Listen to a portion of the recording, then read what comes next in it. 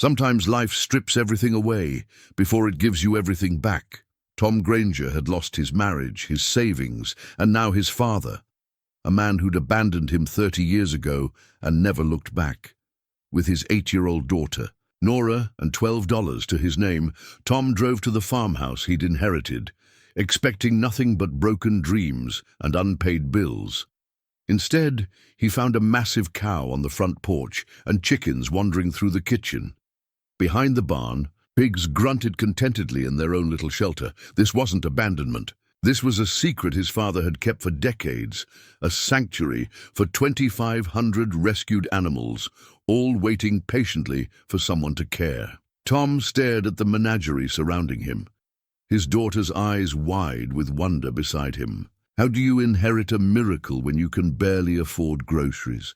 Before we jump back in, tell us where you're tuning in from, and if this story touches you, make sure you're subscribed, because tomorrow I've saved something extra special for you. 3 weeks earlier, Tom Granger had been scrubbing floors in an office building downtown, his knees aching against the cold linoleum, when his phone buzzed with a call that would change everything. The lawyer's voice was crisp and businesslike, explaining that Harold Granger, his estranged father, had died of a heart attack, alone in a farmhouse 200 miles from the city. Tom had listened, with a mixture of relief and regret, emotions he'd carried for 30 years, since the old man had walked out on their family without explanation or apology. The inheritance notice had arrived by certified mail 2 days later, along with a set of keys and an address in Millbrook County. Tom had stared at the weathered envelope, his name written in his father's familiar scrawl across the front. Inside, the legal documents were straightforward. The farmhouse, 47 acres, and whatever remained on the property now belonged to him. The lawyer had been honest about the condition. Run down, he'd said, probably more liability than asset. But Tom was past the point of being particular about gifts from the universe. His ex-wife Sandra had made it clear during their custody arrangement that she considered him barely capable of caring for himself, much less their daughter. The part-time janitorial work, the studio apartment above the laundromat, the constant struggle to make ends meet. It all painted a picture of a man who'd never quite figured out how to build a life worth living. But Nora saw something different when she looked at him. At 8 years old, she had her mother's sharp intelligence, but her father's gentle heart. And she'd been the one to suggest they go on an adventure to see what Grandpa Harold had left behind. The drive to Millbrook County stretched through rolling hills and farmland that grew increasingly remote as they left the interstate behind. Nora pressed her nose to the passenger window, watching the landscape change from suburban developments to endless fields dotted with barns and silos. She'd never known her grandfather. Harold had cut ties completely when Tom was barely older than she was now. But she'd constructed an elaborate fantasy about him based on the few stories her father had shared from his childhood. Was he really a cowboy, Daddy? She'd asked as they passed a pasture full of Black Angus cattle. Tom had smiled despite himself. He worked on ranches when I was little, before we moved to the city. That's about all I remember. What he didn't tell her was how Harold had changed after Tom's mother died, how the gentle man who'd taught him to ride horses and fix engines had gradually withdrawn into himself until one morning he was simply gone. Tom had found the note on the kitchen table. You're better off without me. Take care of yourself. No explanation, no forwarding address, no phone calls or birthday cards in the decades that followed. The abandonment had shaped everything about how Tom approached relationships. Cautiously, expecting disappointment, building walls to protect against the inevitable moment when people walked away. The GPS led them down increasingly narrow roads, until they turned onto a gravel driveway marked by a weathered mailbox with H. Granger painted in fading letters. The driveway stretched for nearly a quarter-mile through stands of oak and maple trees, and Tom found himself slowing the truck as anticipation mixed with dread in his chest. What would they find? A collapsed roof? Broken windows? The remains of a life abandoned to decay. The farmhouse appeared through the trees like something from a storybook, though not the kind with happy endings. 2 stories of white clapboard siding, sagging in places where the foundation had settled, with a wraparound porch that had seen better days. The roof was intact but missing shingles, and the yard was overgrown with wildflowers and tall grass that rustled in the autumn breeze. It looked exactly like what Tom had expected, a place where dreams went to die quietly. Then Nora pointed out the windshield and whispered, "Daddy, look." A massive Holstein cow stood on the front porch, black and white patches gleaming in the afternoon sun, calmly chewing what appeared to be the remains of a porch railing. Her enormous brown eyes regarded their approaching truck with mild interest, as if visitors were a common occurrence. Behind her, Tom could see chickens, not just 1 or 2, but dozens, pecking at scattered grain across the porch floorboards. Some had made themselves comfortable on the old porch swing, their feathers ruffled by the breeze. Tom stopped the truck and sat in stunned silence. This wasn't abandonment or decay. This was something else entirely. "Are they wild?" Nora asked, her voice filled with wonder rather than fear. Before Tom could answer, the cow, as if responding to the question, let out a long, contented moo and stepped delicately down the porch steps, her hooves clicking against the wood with practiced ease. She approached the truck with the confidence of an animal accustomed to human visitors, stopping just close enough to press her massive head against Nora's window. Tom climbed out slowly, his mind struggling to process what he was seeing. The cow, Bessie, according to a hand-painted nameplate hanging from a leather collar around her neck, nuzzled his shoulder with the gentle affection of an old friend. Around the yard, other animals began to emerge from barns and outbuildings he hadn't noticed at first glance. Goats trotted across the grass in orderly groups, pigs emerged from a shelter behind the main barn, and somewhere in the distance, Tom could hear the distinctive bray of a donkey. Nora had climbed out of the truck and was already surrounded by chickens, their heads cocked as they examined this new small human with curious eyes. One particularly bold hen, a Rhode Island red with glossy feathers, had hopped onto Nora's shoulder and was gently preening her hair. "They're not scared of us," Nora observed, laughing as a small goat with only 3 legs approached and began tugging at her shoelaces. The goat wore a collar identical to Bessie's, with Clementine painted in the same careful script. Tom walked toward the farmhouse in a daze, stepping carefully around chickens and dodging a pair of sheep who seemed determined to block his path to the front door. The porch was in better condition than it had appeared from a distance. Sturdy, if well used, with grain feeders built into the railings and what looked like custom-made perches for the chickens. Someone had been caring for these animals, feeding them, providing shelter and comfort. The front door was unlocked, a detail that would have worried Tom in the city but seemed natural here. Inside, the farmhouse was clean and surprisingly well maintained. The furniture was old but cared for, and the walls were lined with photographs that made Tom's breath catch in his throat. Images of animals, not just the ones outside, but hundreds of others over what appeared to be many years. Horses, cattle, sheep, goats, pigs, chickens, ducks, and dozens of species Tom couldn't immediately identify. Each photograph was labeled with a name and date, and many included brief notes written in his father's careful handwriting. Rescued from puppy mill, April 2018. Thriving now. Found injured on roadside, nursed back to health. Sanctuary transfer from closing farm. Sweet temperament.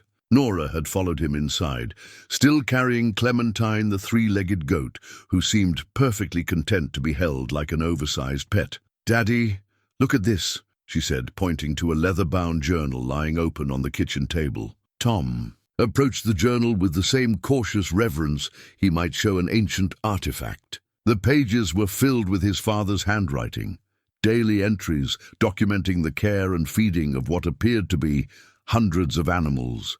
Veterinary schedules, medication logs, dietary notes, behavioral observations, all recorded with The meticulous attention of someone who cared deeply about the welfare of every creature in his charge. The entry, dated just 1 week before his father's death, read, "Bessie's arthritis improved with new supplements. Clementine, learning to navigate. Stairs with confidence. New arrivals from laboratory closure adjusting well. They'll need extra patience and gentleness. Storm forecast for weekend. Check all shelter roofing." Tom sank into a kitchen chair, the weight of revelation settling over him like a heavy blanket. This wasn't the angry, bitter man who'd abandoned his family. This was someone who'd devoted his life to caring for creatures that had nowhere else to go. The farmhouse wasn't a retreat from the world. It was a sanctuary. "There's more animals outside," Nora announced, having wandered to the kitchen window. "Lots more." Tom joined her at the window and felt his breath catch again. The view revealed pastures and paddocks stretching as far as he could see, filled with animals of every description. Horses grazed peacefully alongside cattle, while goats climbed on wooden structures built specifically for their entertainment. Pigs wallowed in mud baths, sheep huddled in the shade of oak trees, and somewhere in the distance he could see what looked like an enormous bird, possibly an emu, strutting across a fenced enclosure. A soft knock at the door interrupted his amazement. Tom opened it to find a woman in her early 40s, with kind eyes and mud-stained boots, carrying a veterinary bag. Her brown hair was pulled back in a practical ponytail, and she had the no-nonsense demeanor of someone accustomed to dealing with both animals and their complicated human companions. "You must be Tom," she said, extending a calloused hand. "I'm Sarah Mitchell, the local vet. I've been helping care for your father's animals since he passed. I hope you don't mind. I used the spare key to check on everyone." Tom shook her hand, grateful for the first human contact that made sense in this surreal afternoon. "I had no idea," he admitted, "about any of this." Sarah's expression softened with understanding. Harold was a private man, but he was also one of the most compassionate people I've ever known. This sanctuary has been operating for almost 15 years. He rescued animals from puppy mills, laboratory closures, farms that were shutting down, anywhere creatures needed a second chance. "How many?" Tom asked, though part of him wasn't sure he wanted to know the answer. "Last count was just over 2,500, Sarah said gently. "All of them completely dependent on daily care, feeding, medical attention, and shelter maintenance. Harold managed it all himself, with some volunteer help from people in the community who understood what he was doing." Tom felt the blood drain from his face. 2,500 animals. The responsibility was staggering, overwhelming, impossible.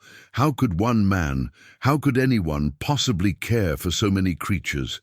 And how could his father have expected him to inherit such a monumental undertaking?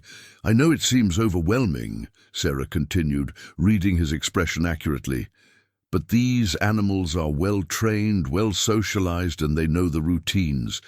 They're not just livestock, they're individuals with personalities, relationships with each other, and a deep trust in the humans who care for them." Nora had been listening from the kitchen doorway, Clementine still balanced in her arms. "Are we going to take care of them now, Daddy?" The simple question cut through all of Tom's anxiety and confusion. His daughter was looking at him with complete faith that he would do the right thing, that he would find a way to protect these creatures who had no other advocates in the world. But the practical realities were crushing. He had $12 in his checking account, no experience with animal husbandry, and a life in the city that he'd need to abandon completely to even attempt this undertaking. "I don't know how," he admitted both to Sarah and to himself. "Nobody does at first," Sarah replied. "Harold didn't either when he started. But he learned one day at a time, one animal at a time. And he wasn't alone. There are people in this community who believe in what he was doing, people who would help." As if summoned by her words, Bessie appeared in the doorway, having somehow opened the front door with the expertise of long practice. She approached Tom and rested her massive head against his chest, her warm brown eyes gazing up at him with an expression that seemed to say, "We're counting on you." Tom looked around the kitchen, at his father's journal documenting years of devoted care, at the photographs of rescued animals finding peace and safety, at his daughter cradling a three-legged goat with complete natural affection. Outside, the sounds of the sanctuary created a gentle symphony, lowing cattle, clucking chickens, the distant whinny of horses, and the contented grunting of pigs settling in for the evening, for the first time since his divorce, since losing his job, since watching his life fall apart piece by piece. Tom felt something he'd almost forgotten. Purpose. What happens if I can't do this? He asked Sarah. Her answer was gentle but honest. The county would have to step in. Most of the animals would be relocated if possible, but there aren't many facilities equipped to handle this many rescues. Some would probably have to be... She didn't finish the sentence, but Tom understood. Nora hugged Clementine closer. We can't let them be sad, Daddy. Tom closed his eyes and tried to imagine explaining to his 8-year-old daughter why they had to abandon 2,500 animals who were counting on them for survival. He tried to picture returning to his studio apartment above the laundromat, to the part-time janitorial work, to the life that had been slowly crushing his spirit one day at a time. Then he opened his eyes and looked at Bessie, still leaning against him with patient trust, and made the decision that would change everything. We'll try, he told Nora. We'll figure it out. Sarah smiled for the first time since she'd arrived. Harold would be proud, she said simply. As the sun began to set over Millbrook County, Tom Granger, failed husband, struggling father, part-time janitor, began the transformation into something he'd never imagined becoming. The guardian of a miracle his father had spent 15 years building, one rescued life at a time. Tom's first week at the sanctuary passed in a blur of routine and revelation. Sarah had left him with detailed instructions, feed schedules, and her phone number with strict orders to call day or night if anything seemed wrong. The animals, remarkably, seemed to understand that their world had shifted. They were patient. With his fumbling attempts at milking, forgiving when he mixed up the grain ratios, and protective of Nora as she learned to navigate their gentle hierarchy. It was Nora who discovered the mailbox overflowing with envelopes, most bearing the ominous logos of banks and collection agencies.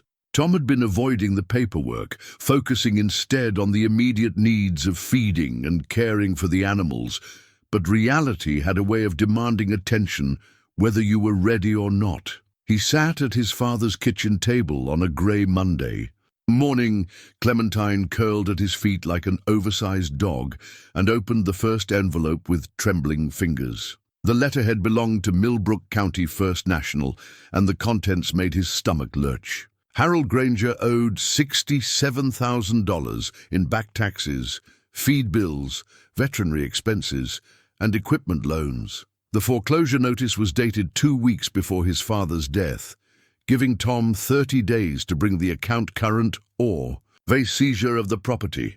"Daddy, what's wrong?" Nora asked, looking up from where she was sketching chickens at the kitchen table. Tom tried to keep his voice steady. "Just some bills to figure out, sweetheart." But as he opened envelope after envelope, the scope of his father's financial situation became devastatingly clear. The feed store in town was owed $12,000. The veterinary clinic had outstanding bills totaling nearly $15,000. Equipment loans, utility bills, insurance premiums. Every aspect of running a sanctuary for 2,500 animals required money that Harold simply hadn't had. The final envelope contained a handwritten letter from Martin Brewster, president of Millbrook County First National. The tone was respectful but firm. "Mr. Granger, I understand your father's work was important to him, but sentiment doesn't pay bills. I've been patient out of respect for Harold's memory, but the bank has obligations to its shareholders. If you cannot provide a payment plan by the end of this month, we'll have no choice but to begin foreclosure proceedings." Tom leaned back in his chair and stared at the ceiling, trying to process numbers that might as well have been written in a foreign language. Even if he sold everything he owned, his truck, his few possessions, his modest savings account, he couldn't raise enough money to make a dent in what was owed. He was a part-time janitor, trying to inherit a debt that would have challenged a successful businessman. The sound of car doors slamming in the driveway interrupted his spiraling thoughts. Through the kitchen window, Tom watched three men in expensive suits approach the farmhouse, stepping carefully around the chickens that had claimed the front yard as their territory. The lead man was tall and silver-haired, with the confident bearing of someone accustomed to getting his way. His companions looked like lawyers or accountants, carrying briefcases and wearing expressions of barely concealed distaste at their rural surroundings. Tom opened the front door before they could knock, Bessie positioning herself protectively. Between him and the visitors, the lead man's smile was practiced and professional, the kind that never quite reached his eyes. "Mr. Granger, Marcus Webb, Webb Development Corporation. I hope you don't mind us dropping by unannounced." Tom recognized the name from local billboards, advertising luxury developments throughout the county. "What can I do for you, Mr. Webb?" Webb's gaze swept across the farmyard, taking in the animals with the calculating assessment of someone who saw obstacles rather than living creatures. "I understand you've recently inherited this property from your father. I'm here to make you an offer that could solve a lot of problems." One of Webb's companions, a thin man with wire-rimmed glasses, opened his briefcase and withdrew a folder, thick with documents. "We're prepared to offer $300,000 for the property, cash, with a closing date within 30 days. That would more than cover any outstanding debts and leave you with a substantial profit." Tom felt Nora press against his side, her small hand finding his. $300,000 was more money than he'd ever dreamed of having. Enough to pay off every debt and start fresh somewhere else. It was the practical solution, the sensible choice, the opportunity to walk away from an impossible situation with dignity intact. "What would you do with the land?" Tom asked, though he suspected he already knew the answer. Webb's smile widened. "Millbrook County is experiencing tremendous growth as people look for alternative lifestyles outside the city. We're planning a luxury resort and spa, upscale accommodations, world-class dining, recreational facilities. It would be a tremendous boost to the local economy and the animals." Nora spoke up, her voice small but steady. Webb glanced down at her with the patronizing attention adults reserve for children, asking inconvenient questions. "Well, that would be a temporary concern. I'm sure arrangements could be made for relocation." Tom knew what that meant. 2,500 animals didn't get relocated, they got liquidated, sold to auction houses, processing plants, or simply destroyed as too expensive to maintain. The sanctuary his father had spent 15 years building would disappear as if it had never existed. "I need time to think about it," Tom said finally. Webb's expression remained pleasant, but something harder flickered in his eyes. "Of course. But I should mention that our offer has an expiration date. The county is fast-tracking our development. Permits, and we need to finalize the land acquisition quickly. You have 1 week to decide." After Webb and his associates left, Tom sat on the front porch with Nora and watched the animals settle into their evening routines. Bessie had claimed her spot on the porch swing, somehow managing to balance her considerable bulk on the old wooden seat. Chickens roosted along the porch railings, their soft clucking creating a peaceful counterpoint to the distant sounds of cattle and sheep calling to each other across the pastures. "Are we going to sell to those men, Daddy?" Nora asked. Clementine balanced across her lap like an oversized cat. Tom wanted to explain about mortgage payments and practical realities, about the impossibility of caring for thousands of animals without resources or experience. He wanted to help her understand that sometimes adults had to make difficult choices based on circumstances beyond their control. Instead, he found himself remembering his father's journal entries, the careful documentation of every rescued life, the photographs on the walls showing animals that had been saved from neglect, abuse, and abandonment. He thought about Bessie's gentle trust, Clementine's affectionate persistence, and the dozens of other animals that had already begun to feel like family rather than responsibility. "I don't know yet," he admitted. "It's complicated." Sarah's truck appeared in the driveway just as the sun was setting, her daily visit to check on the animals and provide guidance to Tom and Nora. She climbed the porch steps and settled into the chair beside Tom, accepting Clementine's enthusiastic greeting with practiced ease. "Marcus Webb was here," Tom said without preamble. Sarah's expression darkened. "I was wondering when he'd show up. He's been circling this property like a vulture for years, waiting for Harold to get desperate enough to sell." $300,000, Tom said quietly. "Cash offer, 30-day closing." Sarah was silent for a long moment, watching a group of goats arrange themselves for sleep under the oak tree near the barn. "That's good money," she admitted finally. "More than enough to pay off Harold's debts and start over somewhere else." "But," Tom sensed there was more she wasn't saying. "But there isn't another place like this within 500 miles, Sarah replied. "Harold spent 15 years building relationships with rescue organizations, creating a network of people who knew they could bring animals here when nowhere else would take them.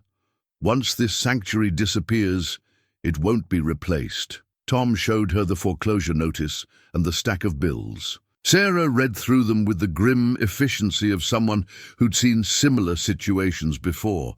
Good people with noble intentions overwhelmed by the practical realities of their compassion. "There might be another way," she said finally. "The community has been talking about organizing fundraisers, applying for grants, maybe setting up a non-profit structure. People know what Harold was doing here, even if they didn't always understand it."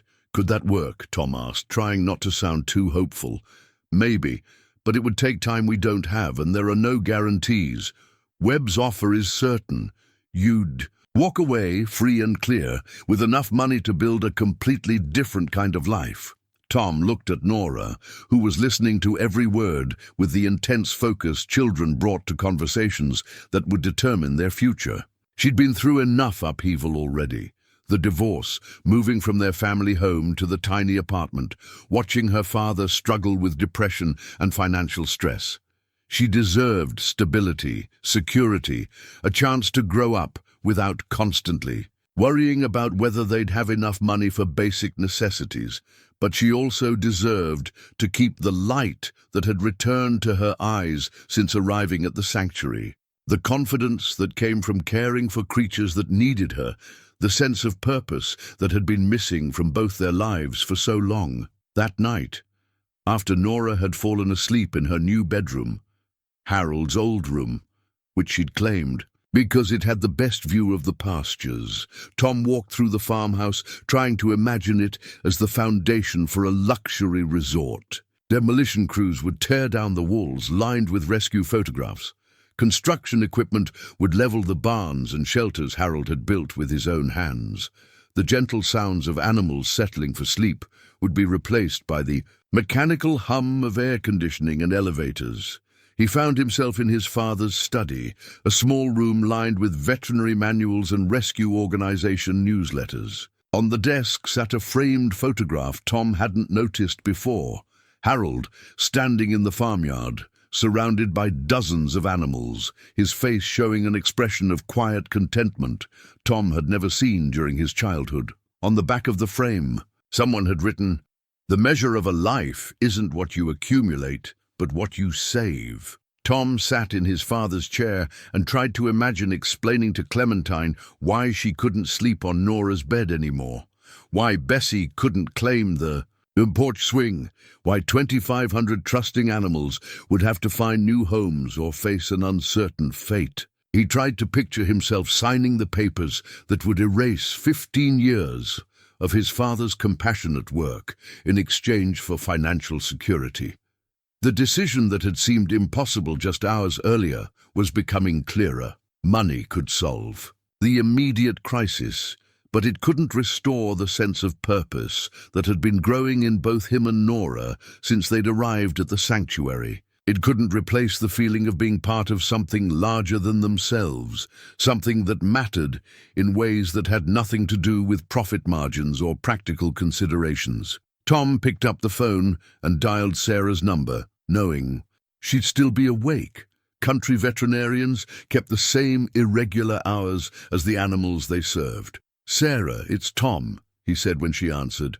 "Tell me more about those fundraising ideas." Sarah arrived at dawn the next morning with coffee, homemade biscuits, and a cardboard box filled with contact information that would change everything. She'd spent the night making phone calls to veterinarians, animal welfare organizations, and rescue groups across 3 states, people who'd worked with Harold over the years and understood the scope of what he'd accomplished. "This is your father's network," she explained, spreading business cards and handwritten notes across the kitchen table, while Bessie watched from her favorite spot by the window. 15 years of relationships built on trust and mutual respect. These people have been following Harold's work, and they're devastated about losing the sanctuary. Tom picked up a letter from Dr. Amanda Chen, director of the Pacific Northwest Animal Rescue Coalition.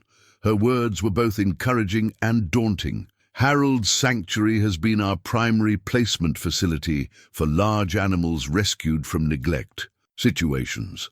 His standards for care were impeccable, and his success rate for rehabilitation was extraordinary. If there's any way to continue his work, our organization would provide significant financial and logistical support." Similar promises filled the box. Offers of monthly donations, volunteer labor, veterinary services, and something Tom hadn't expected: expertise. Dr. Chen had included detailed operational manuals, budgeting templates, and fundraising strategies that other sanctuaries had used successfully. This wasn't charity, it was a professional network recognizing the value of what Harold had built and offering to help preserve it. Nora appeared in the kitchen doorway, still in her pajamas, with Clementine balanced in her arms like always. The 3-legged goat had appointed herself as Nora's personal guardian, following her everywhere and sleeping curled up beside her bed each night. "Are we going to keep all the animals, Daddy?" she asked, settling at the table with the directness. Children brought to complicated situations. Tom looked at the foreclosure notice, then at the box of support letters, trying to calculate possibilities against impossibilities. "We're going to try, sweetheart, but it's going to be hard work." Sarah pulled out a yellow legal pad covered with numbers, her attempt to create a realistic budget for sanctuary operations. "Feed costs are the biggest expense," she explained, "roughly $4,000 a month for quality hay, grain, and specialized diets for animals with medical needs. Veterinary care averages another $2,000 monthly, though that varies with emergencies, utilities, insurance, equipment maintenance. It adds up to about $8,000 every month just to keep things running." $8,000. A month felt like an astronomical sum to someone who'd been earning $1,200 from part-time janitorial work. But Sarah's network contacts had provided a different perspective.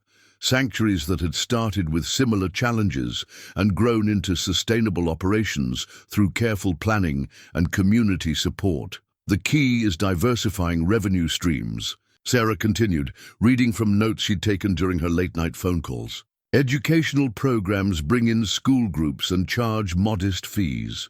Volunteer programs attract people willing to pay for the experience of working with rescued animals. Grant funding from animal welfare foundations. Corporate sponsorships from companies wanting to support ethical causes." Tom's phone buzzed with a text message from Marcus Webb. "Hope you're giving serious consideration to our offer. Opportunity like this doesn't come along often. 1 week remaining." The reminder of Webb's deadline added urgency to their planning, but it also clarified something important.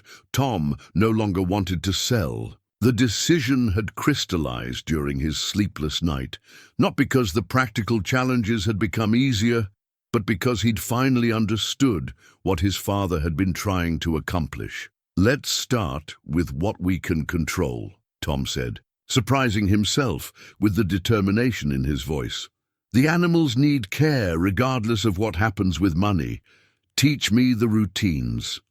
Sarah smiled and stood up from the table. "Best way to learn is by doing." The next 4 hours provided Tom with a crash course in sanctuary management that left him exhausted, overwhelmed, and oddly exhilarated. Feeding 2,500 animals wasn't just a matter of throwing hay over fences.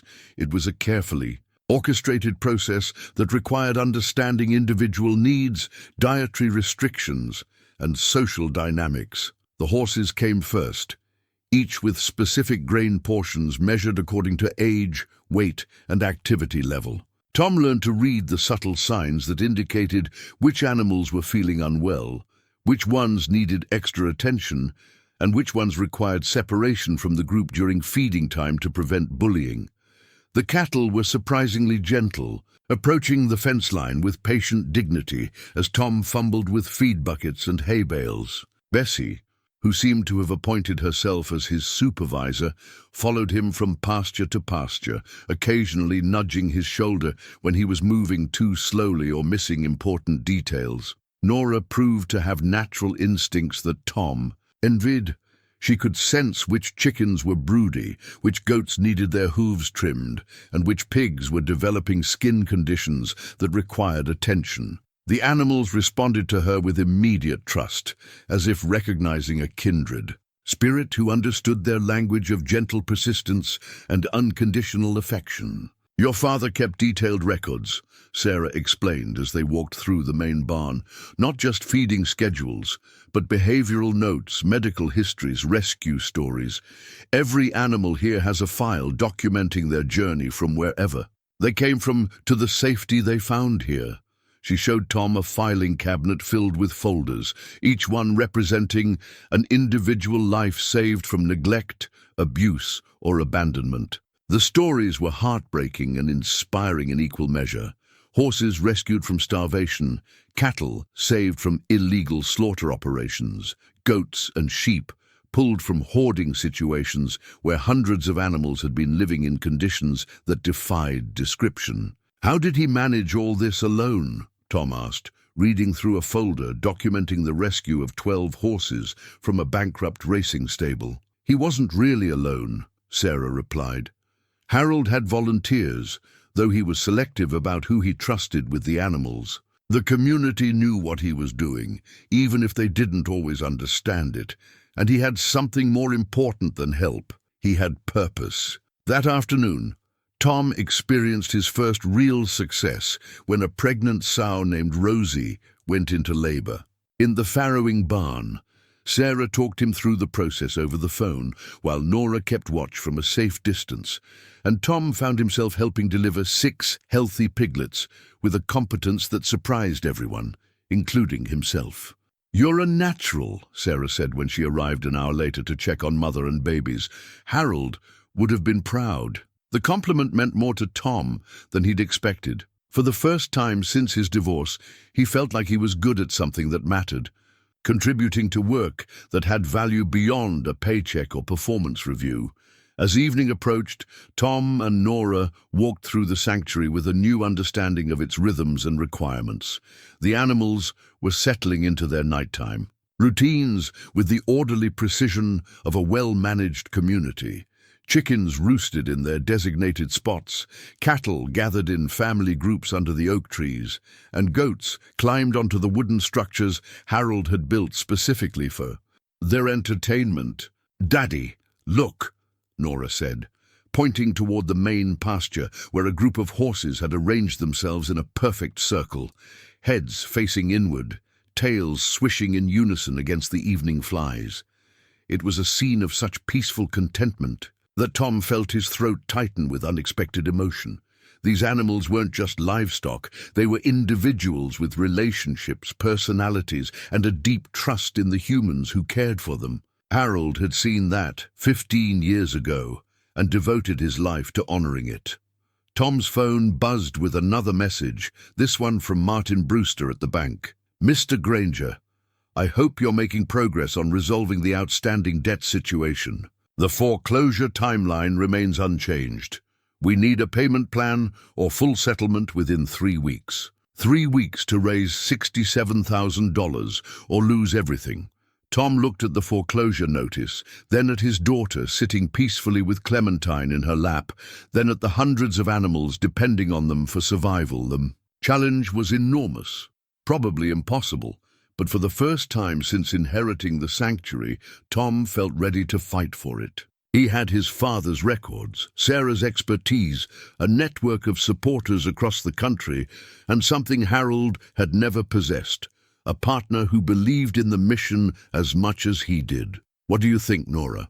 he asked. "Are we sanctuary keepers?" She looked up at him with eyes that held all the wisdom of her 8 years and smiled. "We're home, Daddy." That night, Tom sat at his father's desk and began writing letters to every contact in Sarah's box, explaining the situation and asking for help. Each letter was a small act of faith that there were people in the world who believed some things were worth saving, regardless of the cost. The photo album sat on Harold's desk like a testament to 15 years of quiet heroism. Tom discovered it 3 days after sending his letters to the rescue network, while searching for veterinary records Sarah had mentioned. The leather binding was worn smooth by years of handling, and every page held carefully mounted photographs documenting the transformation of broken, frightened animals into confident, healthy creatures. The first section showed horses, dozens of them in various stages of neglect and recovery, before photographs revealed ribs showing through dull coats, eyes vacant with trauma, hooves overgrown and cracked from neglect. The after photos, sometimes taken months or years later, showed the same animals with glossy coats, bright eyes, and the unmistakable bearing of creatures who knew they were loved. Each photo was accompanied by Harold's careful notes. Midnight. Arrived from racing stable bankruptcy, severe malnutrition and trust issues. Responded well to consistent routine and gentle handling.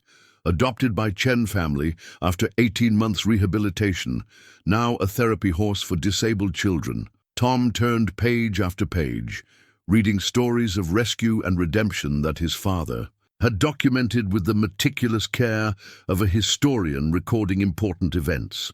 Cattle saved from slaughter operations, goats rescued from hoarding situations, sheep pulled from abandoned farms where they'd been left to starve. Every rescue had been photographed, documented, and celebrated as an individual victory. "Daddy, people are here," Nora announced from the kitchen window, interrupting Tom's journey through his father's archives. Outside, a small caravan of vehicles was turning into the driveway. Tom recognized Sarah's truck leading the convoy, followed by cars and pickups he didn't recognize. As the vehicles parked near the farmhouse, people began emerging, men and women of various ages, all carrying bags or boxes, many wearing the practical clothing of people accustomed to working with animals. Sarah approached the porch with a woman Tom's age, who moved with the confident efficiency of someone comfortable in rural settings. Her graying hair was pulled back in a practical braid, and her handshake was firm and calloused. "Tom, this is Elizabeth Morrison," Sarah said. "She runs a horse rescue about 60 miles south of here. She's been working with Harold for 8 years. Elizabeth's eyes swept across the farmyard, taking in the animals with the professional assessment of someone who understood what she was seeing. "Harold wrote to me about you," she said simply. "Mentioned he was hoping you'd find your way back to the land eventually." "He wrote to you about me?" Tom asked, surprised. His father had cut contact so completely that Tom had assumed he'd been forgotten entirely. "Harold kept track," Elizabeth replied. "He knew about your divorce, about Nora, about the struggles you've been having. He was proud of how you'd handled single parenthood, though he'd never have said so directly." The revelation that his father had been following his life from a distance added another layer of complexity to Tom's understanding of their relationship. Harold hadn't disappeared completely. He'd simply been watching from far enough away to avoid causing additional pain. The other visitors introduced themselves with the easy familiarity of people who'd worked together before. Jim Rodriguez managed a cattle rescue in Texas and had driven 12 hours with a truck full of feed donated by his supporters. Maria Santos ran an educational program in California that brought inner-city children to sanctuaries for hands-on learning experiences. Robert Chen, Dr. Chen's husband, had brought accounting software and volunteered to help Tom organize the sanctuary's financial records. "We've been talking since Sarah's calls," Elizabeth explained as the group gathered around Harold's kitchen table. "This sanctuary has been crucial to rescue operations across the region. If it disappears, there's going to be a gap that can't be filled easily." Maria opened a laptop and showed Tom photographs from her educational programs. Children from urban environments, many of whom had never seen farm animals up close, learning about compassion, responsibility, and the interconnection between humans and the natural world. "We bring 4 busloads of kids here every year," she said. "Harold's animals are perfectly socialized for educational work, calm, gentle, patient with children. That's incredibly rare." Jim spread feed invoices across the table, documenting the bulk purchasing power that rescue organizations could leverage when working together. "Individual sanctuaries struggle with costs, but when we coordinate purchases, everyone saves money." Harold was part of a network that negotiated group rates on everything from hay to veterinary supplies. The conversation continued for hours, with each visitor adding pieces to Tom's understanding of how the sanctuary functioned within a larger ecosystem of animal welfare organizations. This wasn't just a local operation. It was a crucial link in a chain of facilities that stretched across multiple states, each one specializing in different aspects of rescue and rehabilitation. Robert set up the accounting software while Tom watched, learning to categorize expenses, track donations, and generate the reports that grant-making organizations required. Harold was a good man, but he was terrible at paperwork, Robert explained with gentle humor. He kept everything in his head or on scraps of paper. "You're going to need better systems if you want to access foundation funding." By late afternoon, Tom had a comprehensive understanding of the sanctuary's potential revenue sources. Educational programs could generate $1,500 monthly during the school year. Volunteer programs, where people paid for the experience of working with rescued animals, could bring in another $1,000 monthly. Corporate sponsorships, foundation grants, and individual donations could cover the remaining operational costs if Tom could learn to write effective proposals and maintain relationships with supporters. "It's not easy," Elizabeth warned. "Running a sanctuary requires business skills, animal husbandry knowledge, public relations abilities, and the kind of persistence that most people can't sustain." Harold made it look effortless, but he was working 16-hour days for 15 years. Tom looked through the kitchen window at Nora, who was in the goat paddock with Clementine and a half-dozen other animals, all of them competing for her attention with the gentle assertiveness of creatures who knew they were loved. She was laughing at something Clementine had done, her face bright with the kind of joy that had been missing from both their lives for too long. "What happens if I can't make it work?" he asked. The visitors exchanged glances that spoke of shared experience with the practical realities of animal rescue. "Some of the animals could be placed with other sanctuaries," Jim said carefully, "but not all of them, and not immediately."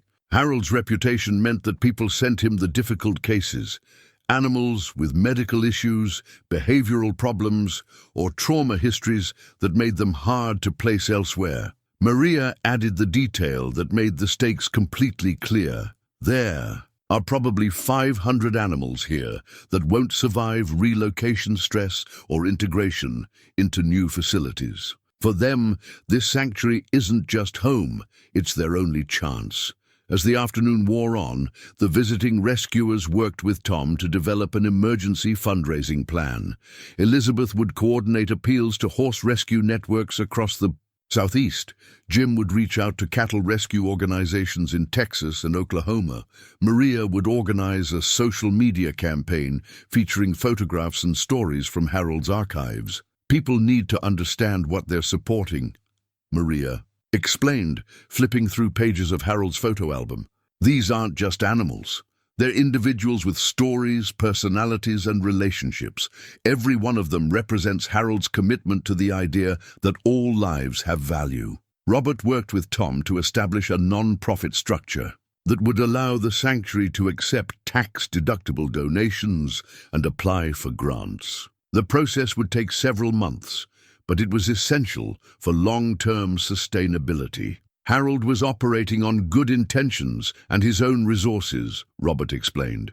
You need institutional support. As the visitors prepared to leave, each one made commitments that transformed the sanctuary's prospects from hopeless to challenging but possible.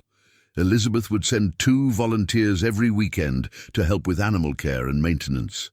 Jim would coordinate monthly feed deliveries at cost. Maria would develop educational materials that could be sold to other sanctuaries and schools. Robert would handle the non-profit paperwork and grant applications. "Why are you all doing this?" Tom asked as they loaded their vehicles for the journey. "Home." Elizabeth paused with her hand on her truck door. "Because Harold saved my life once," she said simply. "Not literally, but close enough. I was going through a divorce, questioning everything I believed about myself and what I was capable of. He gave me a job helping with horse rescues, and I learned that I was stronger and more compassionate than I'd ever imagined." Similar stories emerged from the other visitors. Jim had been a recovering alcoholic when Harold hired him to help with cattle management. Maria had been struggling with depression after losing her teaching job when Harold suggested she develop educational programs using his animals. Robert had been questioning his corporate career when his wife's veterinary work introduced him to the sanctuary. Harold didn't just rescue animals, Jim said. He rescued people too, by showing them that their lives could have meaning beyond what they'd imagined. After the visitors left, Tom and Nora walked through the sanctuary as the animals settled into their evening routines. The photographs in Harold's album had given faces and stories to creatures that had seemed overwhelming in their numbers. Now Tom could see individuals. The blind horse who navigated by sound and scent, the 3-legged cat who ruled the barn with benevolent authority, the ancient sow who had outlived 3 generations of piglets and served as the maternal figure. For new arrivals, that night Tom sat at his father's desk and wrote thank you letters to each visitor. But more importantly, he began planning. For the first time since inheriting the sanctuary, he had a realistic understanding of what success would require and genuine reason to believe it was achievable. The fundraising campaign would need to raise $67,000 in 3 weeks. An enormous challenge, but one that wasn't impossible with the right network and compelling story. Tom had both now, thanks to his father's careful documentation and the community of rescuers who understood the sanctuary's value.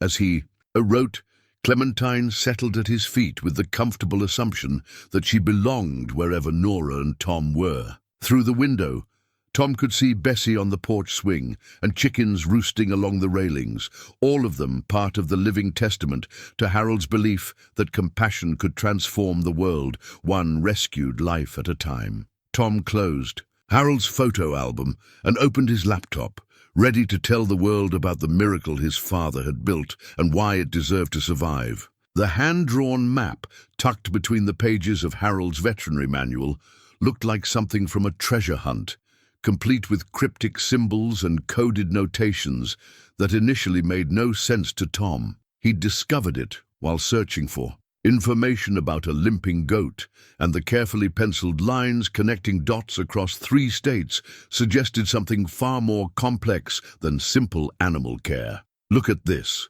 Tom said, spreading the map across the kitchen table while Sarah examined the goat's injured hoof. The symbols scattered across the map included barns, houses, and what appeared to be safe routes marked with dotted lines. Sarah glanced up from her veterinary work, and her expression grew serious as she recognized what Tom had found.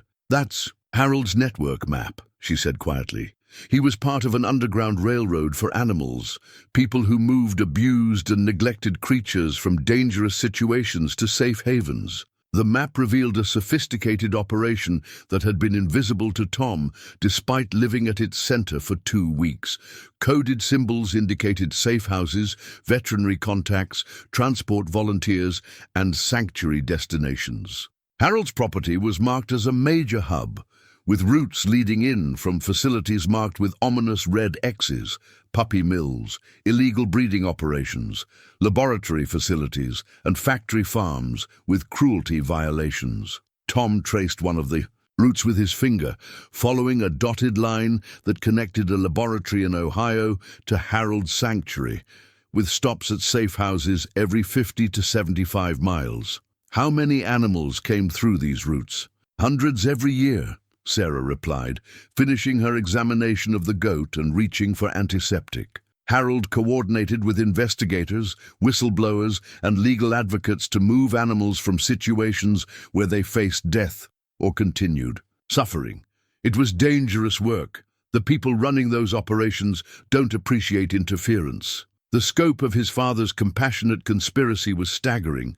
Tom found telephone numbers written in margins, contact information for people, with code names like Guardian Angel and Knight Rider. These weren't just animal lovers.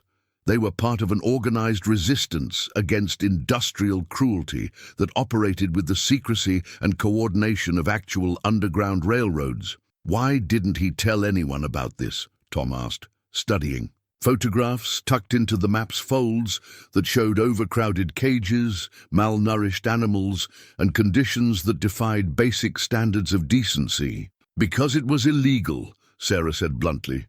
Technically, these animals were someone's property, even if that someone was abusing them. Harold and his network were essentially conducting organized theft, justified by moral imperatives that courts didn't always recognize. Tom's phone rang, interrupting his exploration of his father's secret network. The caller ID showed a number he didn't recognize, but the voice on the other end was familiar. Elizabeth Morrison from the horse rescue. "Tom, we have a situation," she said without preamble. "There's a laboratory closure happening in North Carolina this weekend. 43 horses used for medical research, scheduled for destruction Monday morning. The legal advocates have secured a temporary restraining order, but we need placement immediately." Tom looked around the farmhouse, trying to process the request. 43 additional horses would strain the sanctuary's resources to the breaking point, but the alternative was unthinkable. "What kind of condition are they in?" he asked. "Unknown," Elizabeth replied. "Some may have medical issues from the research protocols. All of them will need rehabilitation and retraining for normal horse life. It's exactly the kind of situation Harold would have said yes to without hesitation." Tom found himself standing at the crossroads of his father's legacy.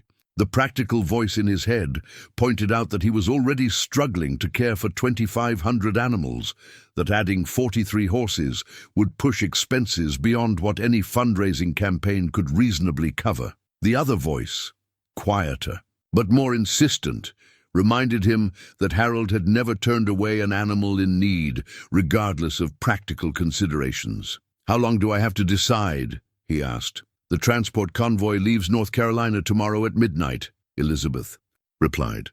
"They'll arrive here Sunday afternoon if you say yes. If you say no, I need to find alternative placement in the next 12 hours.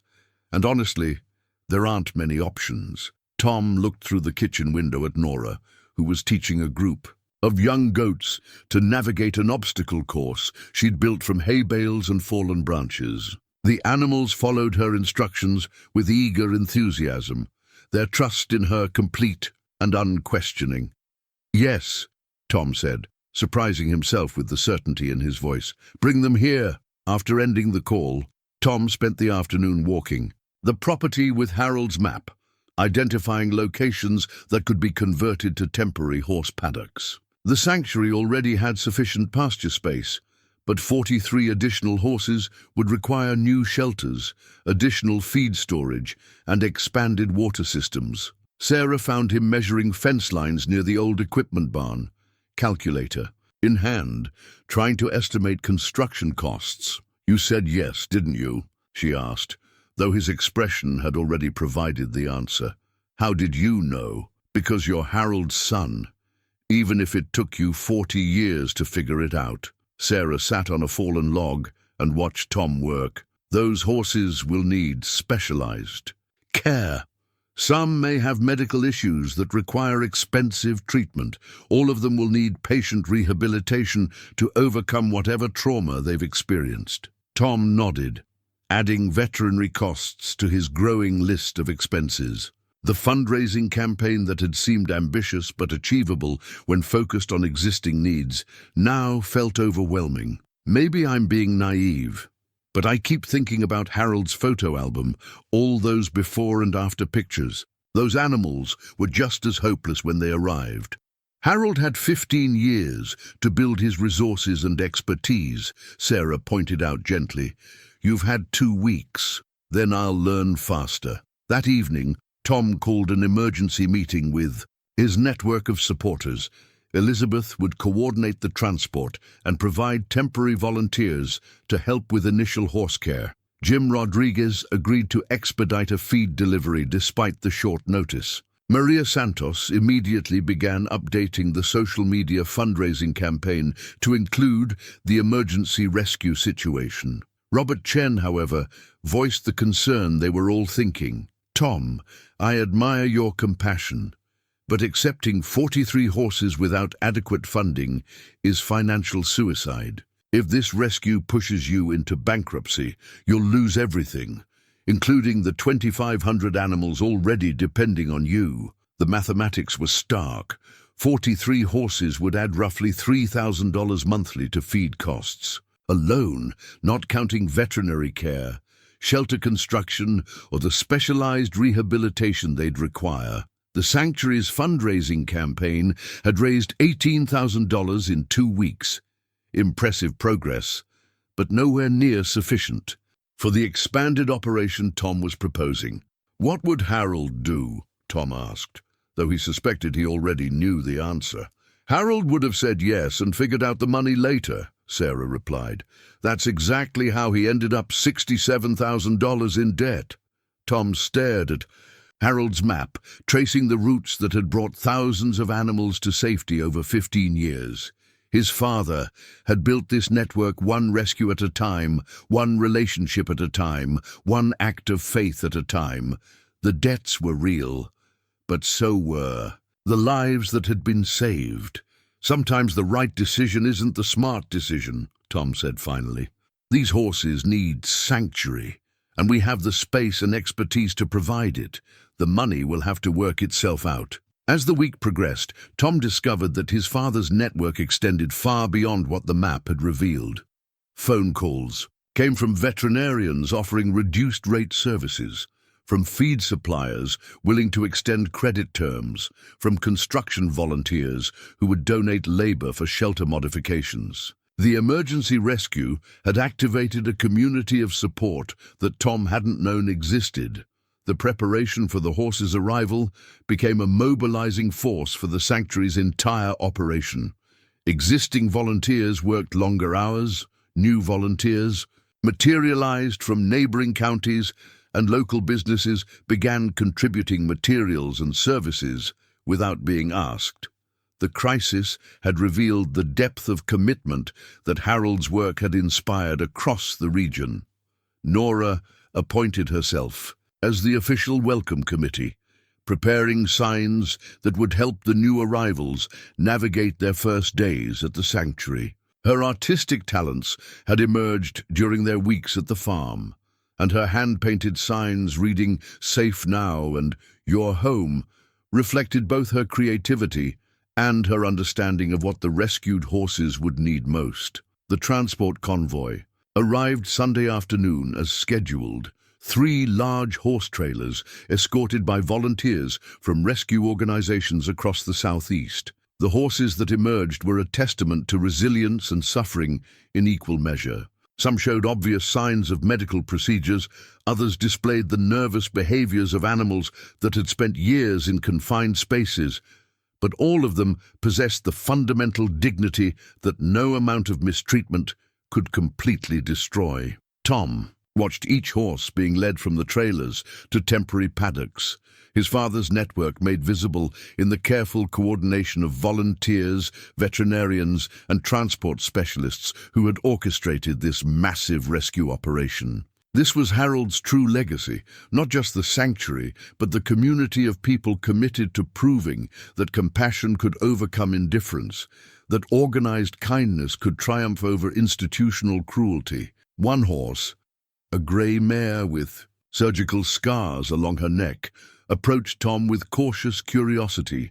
She allowed him to touch her muzzle, her eyes reflecting the mixture of hope and wariness that characterized animals learning to trust again. In that moment, Tom understood completely why Harold had never been able to turn away a creature in need, regardless of the practical consequences. The financial challenges were enormous, probably insurmountable by conventional standards. But as Tom looked around at the expanded sanctuary, at the volunteers working together to provide comfort to traumatized animals, at Nora teaching new arrivals that humans could be trusted, he realized that some forms of mathematics transcended mere numbers.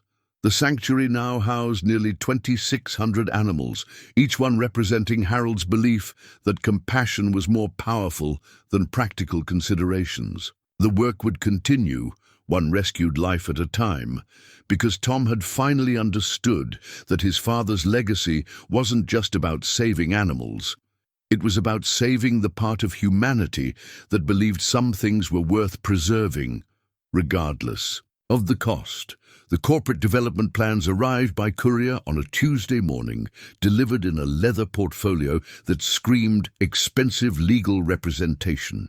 Tom signed for the package while standing in the middle of the horse paddock, his boots caked with mud and his shirt stained with the kind of honest work that Marcus Webb's manicured hands had probably never experienced. The blueprints were impressive in their scope and terrifying in their implications. Millbrook Valley Resort and Spa would transform Harold Sanctuary into a luxury destination, featuring a championship golf course, infinity pools, spa facilities, and accommodations designed to attract wealthy clients seeking authentic rural experiences without actual rural inconveniences.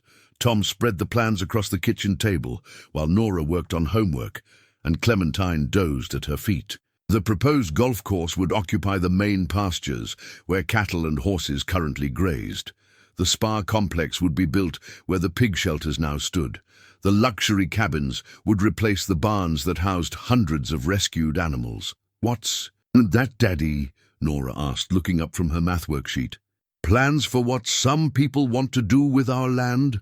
Tom replied, trying to keep his voice neutral. Sarah arrived for her daily veterinary rounds and examined the blueprints with the grim expression of someone who'd seen similar documents before. "Webb's been planning this for years," she said.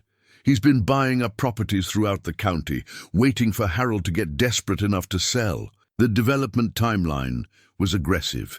Construction beginning within 60 days of property acquisition, with the resort opening planned for the following summer. The economic projections were seductive, promising hundreds of jobs and millions in tourist revenue for Millbrook County.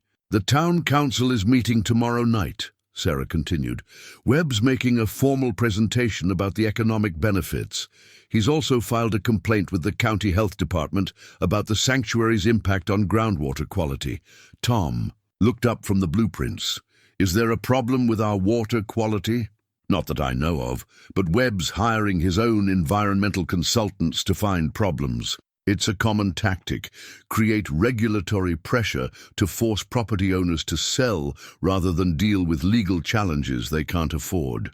The strategy was becoming clear. Webb wasn't just offering to buy the sanctuary, he was systematically removing alternatives. Legal challenges, regulatory complaints, political pressure from community leaders who saw economic opportunity in luxury development. Harold's debts provided the financial pressure, while Webb's influence provided the political pressure. Tom's phone buzzed with a call from Martin Brewster at the bank. The conversation was brief and unambiguous. Mr. Granger, I've received several inquiries about your property from potential buyers. I wanted to remind you that foreclosure proceedings begin automatically if the debt isn't resolved by next Monday. Perhaps it's time to consider serious offers. The timeline was accelerating. Webb's courier delivery, the town council meeting, the health department complaint, the bank's renewed pressure, all of it coordinated to push Tom toward the inevitable conclusion that selling was his only viable option. After Sarah left to continue her rounds, Tom walked through the sanctuary, trying to imagine it transformed according to Webb's vision. The ancient oak tree where goats climbed and played would be removed to create an unobstructed view of the golf course's signature water hazard. The barn where Nora had learned to milk cows would become a wine-tasting room featuring local vintages. The paddock where 43 rescued horses were learning to trust again would be converted to a parking area for luxury vehicles. That afternoon, Tom made a decision that surprised everyone, including himself. He called Marcus Webb directly and requested a meeting. Webb agreed immediately, arriving at the sanctuary within 2 hours, accompanied by the same lawyers and accountants who had visited previously. This time, however, Tom was prepared with his own documentation, Harold's photo albums, veterinary records, and correspondence from rescue organizations across the region. "Mr. Webb, I want you to understand what you're proposing to destroy," Tom said, spreading Harold's photographs across the kitchen table. "These aren't just animals. They're individuals with stories, relationships, and dependence on this sanctuary. For survival," Webb examined the photographs with the professional courtesy of someone humoring a client's emotional attachment to property that he'd already decided to purchase. "Mr. Granger, I respect your father's hobby, but sentiment doesn't pay bills, and from what I understand, your financial situation is quite pressing." Tom showed Webb the rescue network map, explaining the sanctuary's role in a regional system that saved thousands of animals annually. He detailed the educational programs that brought school children to learn about compassion and responsibility. He described the volunteer programs that provided therapeutic experiences for people recovering from trauma, addiction, and loss. "Altur, of that is very touching," Webb replied when Tom finished his presentation, "but it doesn't address the fundamental economic realities. You're operating a facility that costs $8,000 monthly to maintain, with debt service adding another $3,000 monthly. Your fundraising campaign might delay the inevitable, but it can't solve the underlying problem." Webb's accountant opened a laptop and displayed financial projections that painted the sanctuary's situation in stark mathematical terms. Even successful fundraising would leave Tom constantly scrambling to meet operational expenses, one emergency away from bankruptcy. "Consider the alternative," Webb continued. $300,000 cash, enough to pay all debts and start fresh wherever you choose. Your daughter could attend the best schools. You could pursue a career that provides stability and advancement opportunities. Why condemn yourself to a lifetime of financial stress for the sake of animals that could be relocated elsewhere? The offer was seductive precisely because it addressed Tom's deepest fears about failing as a father. Nora deserved security, educational opportunities, and a future that wasn't limited by her father's inability to provide basic stability. The sanctuary demanded sacrifices that might ultimately harm the person Tom loved most in the world. "What guarantee do I have that the animals will be relocated rather than destroyed?" Tom asked. Webb's pause was brief but telling. "I'm sure reasonable arrangements could be made for many of them," Tom understood. "Some animals might find placement with other facilities, but hundreds would face destruction simply because the logistics and costs of relocation exceeded their perceived value.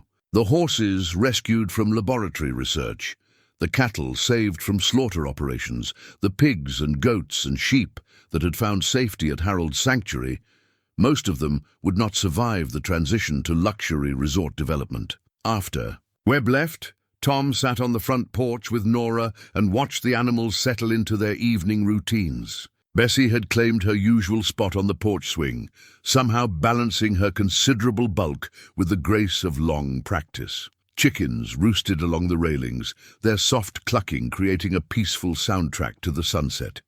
"Daddy, are we going to sell to those men?" Nora asked, the same question she'd posed weeks earlier, but with new weight given everything they'd learned about what the sanctuary meant to animals across the region. Tom looked at his daughter, who had grown more confident and purposeful during their weeks at the sanctuary. She'd learned to read animal behavior, anticipate needs, and provide comfort to creatures recovering from trauma. The frightened, anxious child who'd arrived with him had been transformed by the experience of being needed, valued, and trusted by beings who depended on her care. "What do you think we should do?" he asked. Nora considered the question with the seriousness it deserved. "I think Grandpa Harold would want us to take care of his animals," she said finally, "even if it's hard." That evening, Tom called an emergency meeting of his support network. Elizabeth, Jim, Maria, Robert, and Sarah gathered around the kitchen table to discuss Webb's escalating pressure and the approaching foreclosure deadline. "We're running out of time and options," Robert said bluntly. "The fundraising campaign has raised $32,000. Impressive, but nowhere near enough to resolve the debt situation." "What about foundation grants?" Maria asked. "Corporate sponsorships? Emergency appeals to major donors? All possible," Elizabeth replied, "but grant applications take months to process, and most foundations won't consider emergency funding for operations they view as poorly managed." The conversation continued past midnight, exploring every possible strategy for generating rapid funding or negotiating debt relief. The mathematics remained unforgiving. $67,000 in 5 days, or lose everything to foreclosure. As his supporters prepared to leave, Tom made an announcement that surprised everyone. "I'm going to the town council meeting tomorrow. Webb wants to present his development plans to the community, and I think they should hear about the alternative." Sarah looked concerned. "Tom, most of the council members see Webb's project as economic development. They're not necessarily sympathetic to animal welfare arguments." "Then I'll have to give them reasons beyond animal welfare," Tom replied. "This sanctuary provides educational programs, volunteer opportunities, and agricultural preservation in a county that's rapidly losing its rural character. Maybe that's worth more than another luxury resort." The next evening, Tom Granger, former part-time janitor, reluctant inheritor of an impossible dream, walked into the Millbrook County Council chambers prepared to fight for his father's legacy, against forces that had money, political influence, and the weight of practical considerations on their side. But he also had photographs of rescued animals learning to trust again, letters from school children who had visited the sanctuary, and testimonials from volunteers whose lives had been changed by the experience of caring for creatures that needed them. Sometimes David won against Goliath not through superior strength, but through superior purpose. Tom was about to discover whether 2,600 rescued animals and one 8-year-old girl who believed in happy endings were enough to tip the scales of justice in their favor. The video message was hidden in the most unlikely place, tucked inside Harold's ancient VHS collection between How to Build Chicken Coops and Basic Veterinary Procedures for Large Animals. Tom discovered it purely by accident while searching for educational materials he could use to train volunteers. The unmarked tape bore only a piece of masking tape with "For Tom" written in his father's careful handwriting. Tom stared at the tape for several minutes before inserting it into the equally ancient VCR connected to Harold's small television in the study. The image that flickered to life showed his father sitting in the same chair where Tom now spent his evenings. But Harold looked older than Tom remembered, his face bearing the weight of years and secrets. "If you're watching this," Harold began, his voice carrying the same measured cadence Tom remembered from childhood, "then I'm gone and you've decided to stay. I wasn't sure you would." God knows I gave you enough reasons to walk away from anything. Connected to me.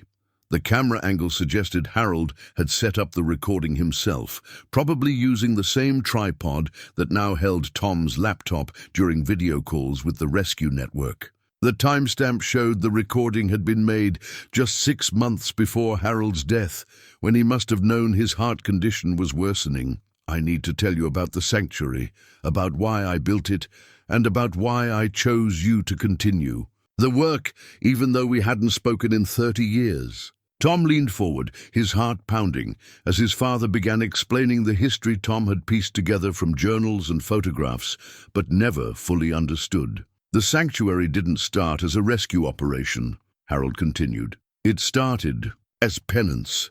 After your mother died, after I walked away from you, I spent 15 years trying to drink myself to death. I was working construction, living in cheap motels, convinced that everyone I'd ever loved would be better off without me. The revelation hit Tom like a physical blow. He'd constructed elaborate theories about his father's abandonment, anger, indifference, inability to cope with family responsibility. He'd never considered that Harold had left because he believed his presence was harmful rather than helpful. I was working on a barn renovation outside Millbrook when I found them. Harold's recorded voice continued. 47 horses, locked in stalls, so small they could barely turn around, fed just enough to keep them alive for whatever research protocols they were part of. The facility had lost its federal funding, but instead of relocating the animals, they were planning to destroy them all, rather than pay for proper placement. The camera captured Harold's expression as he recalled that moment.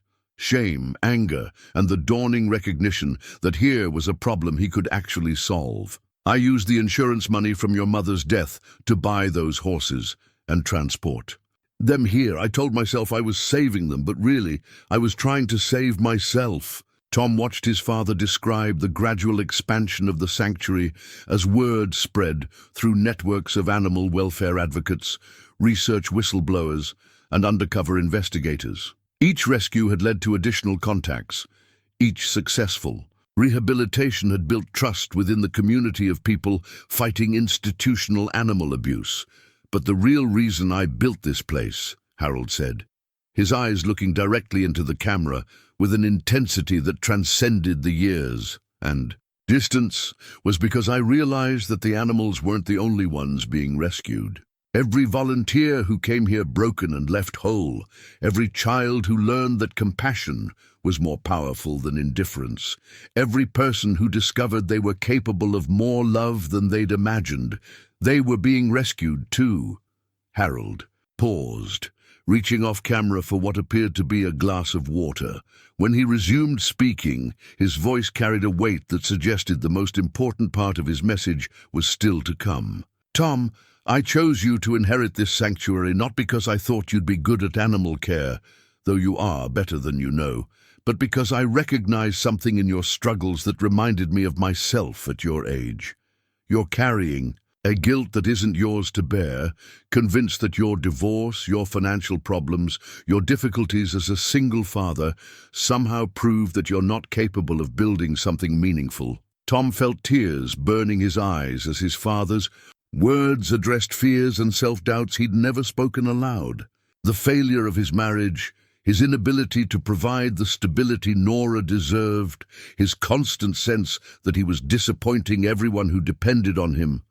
Harold had seen it all and understood it from his own experience. The sanctuary isn't just about saving animals, Harold continued.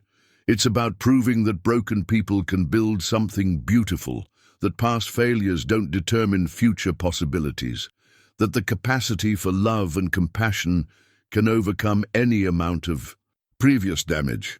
The recording continued for another 20 minutes, with Harold providing details about the sanctuary's operations that Tom hadn't found in any written records. The network of safe houses that moved animals from dangerous situations, the legal advocates who worked behind the scenes to document abuse and secure seizure orders, the veterinarians, transport volunteers, and placement coordinators who formed an underground railroad for creatures that had nowhere else to turn. But here's what I need you to understand, Harold said as the recording neared its end. This work will break your heart on a regular basis. You'll lose animals you've grown to love. You'll face financial crises that seem insurmountable. You'll deal with people who see dollar signs where you see living souls that deserve protection. Harold leaned closer to the camera, his expression intense with the urgency of a message he knew might be his last opportunity to deliver. When those moments come, and they will come, remember that the alternative to heartbreak is indifference. Remember that every animal sleeping safely tonight in one of these pastures represents a choice someone made to act rather than ignore, to care rather than profit, to believe that love is more powerful than fear. The final segment of the recording contained information that transformed Tom's understanding of the sanctuary's legal and financial situation. Harold had structured the property ownership through a complex trust arrangement that protected the sanctuary from simple foreclosure. The debts were real, but they were secured against Harold's personal assets rather than the land itself. The lawyers never told you about the trust because they didn't understand it themselves, Harold explained. I worked with specialists who helped set up permanent conservation easements. The sanctuary can't be sold to developers, can't be subdivided, can't be used for any purpose other than animal welfare. Webb doesn't know this yet, but his $300,000 offer is meaningless. The land can't legally be sold for resort development. Tom paused the recording and sat in stunned silence as the implications sank in. The foreclosure notices, the pressure from the bank, Webb's increasingly aggressive tactics, all of it was based on the assumption that Tom owned the property outright and could choose to sell it for any purpose. The recording resumed, with Harold providing contact information for the attorney who had helped structure the trust, a woman named Catherine Walsh, who specialized in conservation law and had been waiting for Tom's call since Harold's death. Catherine has all the documentation you'll need to understand your legal position, Harold said. The sanctuary is protected in perpetuity, but it needs someone committed to maintaining it according to the standards we've established. That's why I chose you, son. Not because the task is easy, but because you have the character to do what's right, even when it's difficult. Harold's final words on the recording addressed the personal dimension of their relationship with the honesty that left Tom emotionally overwhelmed. I know I failed you as a father. I know my abandonment caused damage that my explanations can't undo. But I also know that you became a good man despite my failures, not because of them. The compassion you show Nora, the determination you've shown in fighting for this sanctuary, the courage you've displayed in taking on responsibilities, that would intimidate most people. None of that came from me. That's who you are. The recording ended with Harold standing and adjusting the camera angle to show the view from the study window. The same view Tom looked at every evening as animals settled into their nighttime routines. This is what I'm leaving you, Harold said. Not just property or animals, but the opportunity to build something that will outlast both of us. The chance to prove that one person's compassion can change the world, one rescued life at a time. Tom sat in the darkened study for a long time after the recording ended, processing revelations that changed everything about his situation. The sanctuary was legally protected from development. The fundraising pressure, while still real for operational expenses, wasn't the life-or-death crisis he'd believed it to be. Webb's political maneuvering was based on false assumptions about what was actually possible with the property. But more importantly, Tom finally understood his father's true legacy. Harold hadn't abandoned his family because he didn't care. He'd left because he cared too much to risk causing additional damage. The sanctuary hadn't been built as an escape from human relationships, but as a way of healing the wounds that had made those relationships feel impossible. As Tom prepared to leave the study, he noticed one final detail that Harold's recording had made visible. On the wall behind where his father had sat, barely visible in the camera's peripheral view, was a small photograph Tom had never noticed before. It showed Tom and Nora at her third birthday party, both of them laughing at something outside the Ephraim's view.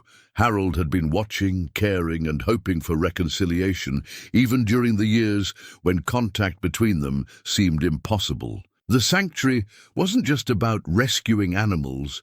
It was about proving that love could survive any amount of distance, that family bonds could endure even the most devastating failures, and that redemption was possible for anyone willing to do the hard work of rebuilding trust, one small act of compassion at a time. Tom picked up the phone to call Catherine Walsh, the conservation attorney, but first he walked to Nora's room to check on his sleeping daughter.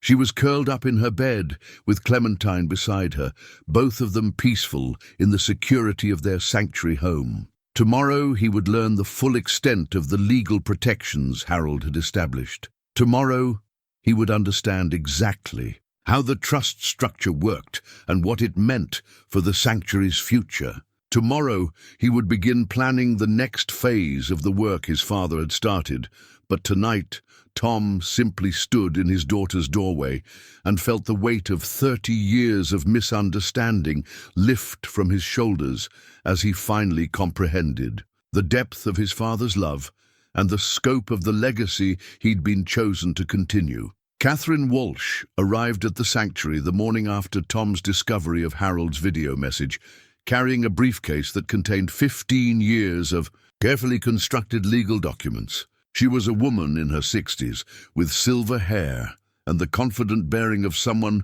who had spent decades outmaneuvering opponents who underestimated her expertise in conservation law. Harold was one of the most forward-thinking clients I ever worked with, she said as Tom poured coffee in the kitchen while Nora prepared for her morning animal care routines. He anticipated every possible threat to the sanctuary and built legal protections that most people don't even know exist. The documents Catherine spread across the kitchen table revealed the sophisticated structure Harold had created to ensure the sanctuary's permanent protection. The property was held in a conservation trust that prohibited any use inconsistent with animal welfare. The trust was funded through a complex arrangement of insurance policies, investment accounts, and partnership agreements with rescue organizations that provided ongoing operational support. The foreclosure notices you've been receiving are essentially meaningless, Catherine explained. The debts are real, but they're secured against Harold's personal estate, not the sanctuary property. The bank can't seize land that's held in trust for conservation purposes. Tom studied the legal documents, trying to understand the implications. So Webb's offer to buy the property for resort development? Impossible, Catherine finished. The trust specifically prohibits commercial development, subdivision, or any use that would displace the sanctuary's mission. Webb's attorneys should have discovered this during their due diligence, but Harold was deliberately obscure about the ownership structure. The revelation transformed Tom's understanding of his negotiating position, but Catherine's next disclosure was even more significant. Harold had established a network of donor relationships and grant commitments that provided sustainable funding for sanctuary operations, contingent only on meeting specific standards for animal care and facility management. Your father qualified for a major foundation grant that provides $40,000 annually in perpetuity, Catherine said, showing Tom correspondence with the Hartwell Foundation for Animal Welfare. The grant was structured as a challenge, a fund. It requires you to raise matching donations of $30,000 annually, but once that threshold is met, you have sustainable funding for basic operations. Tom felt his breath catch as the financial picture clarified. Harold's debts had created a crisis that obscured the sanctuary's underlying sustainability, but the trust structure and grant commitments provided a foundation for long-term success. Why didn't the lawyer who contacted me about the inheritance mention any of this? Tom asked. Catherine's expression suggested she'd dealt with similar situations before. Harold worked with multiple attorneys for different aspects of his planning. The probate lawyer who handled the basic inheritance only knew about the property transfer, not the conservation trust or foundation relationships. Harold compartmentalized information to protect the sanctuary's legal vulnerabilities. The morning of revelations continued as Catherine explained the full scope of Harold's planning. The sanctuary was connected to a network of similar facilities across the southeast, all of them structured as conservation trusts that supported each other through coordinated fundraising, volunteer exchanges, and resource sharing. Tom hadn't inherited just a single sanctuary. He'd inherited membership in a movement. Harold always said the real test would come when developers or government agencies tried to pressure you into selling, Catherine said. He designed the legal structure to withstand exactly the kind of campaign Webb has been running. As if summoned by the mention of his name, Marcus Webb's car appeared in the driveway, followed by 2 additional vehicles carrying what appeared to be lawyers, accountants, and possibly government officials. Tom watched the convoy approach with new confidence, knowing that Webb's assumptions about the property's availability were fundamentally flawed. Webb's expression was different this time, less confident, more aggressive, suggesting he'd discovered information that complicated his development plans. The man who emerged from the lead vehicle was accompanied by a woman Tom didn't recognize, someone with the bearing of a government official accustomed to wielding authority. "Mr. Granger," Webb said without his usual pretense of cordiality, "this is Patricia Hendricks from the county zoning department. We need to discuss some concerns that have been raised about your operation here." Hendricks opened a folder containing what appeared to be official complaints and inspection reports. "We've received multiple allegations about potential health and safety violations at this facility. Concerns about groundwater contamination, inadequate waste management, and overcrowding of animals in residential areas." Tom recognized Webb's escalation strategy. Unable to force a sale through financial pressure, he was attempting to use regulatory challenges to make sanctuary operations impossible to maintain. Catherine, however, seemed unsurprised by the tactic. "Miss Hendricks," Catherine interjected, "I assume you've reviewed the Conservation Trust documents that govern this property's use." Hendricks looked confused, glancing at Webb for clarification. "What Conservation Trust?" Catherine withdrew a set of documents from her briefcase. "This property operates under a perpetual conservation easement that was approved by the county 15 years ago.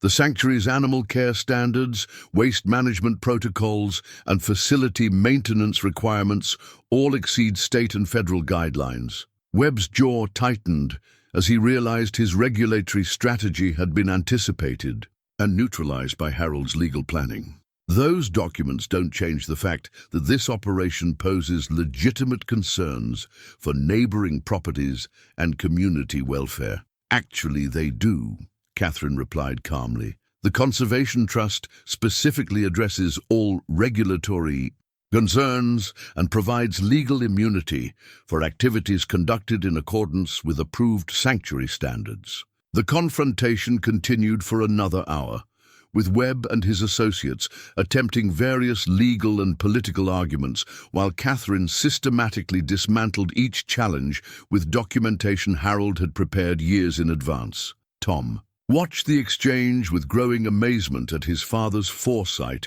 and attention to detail.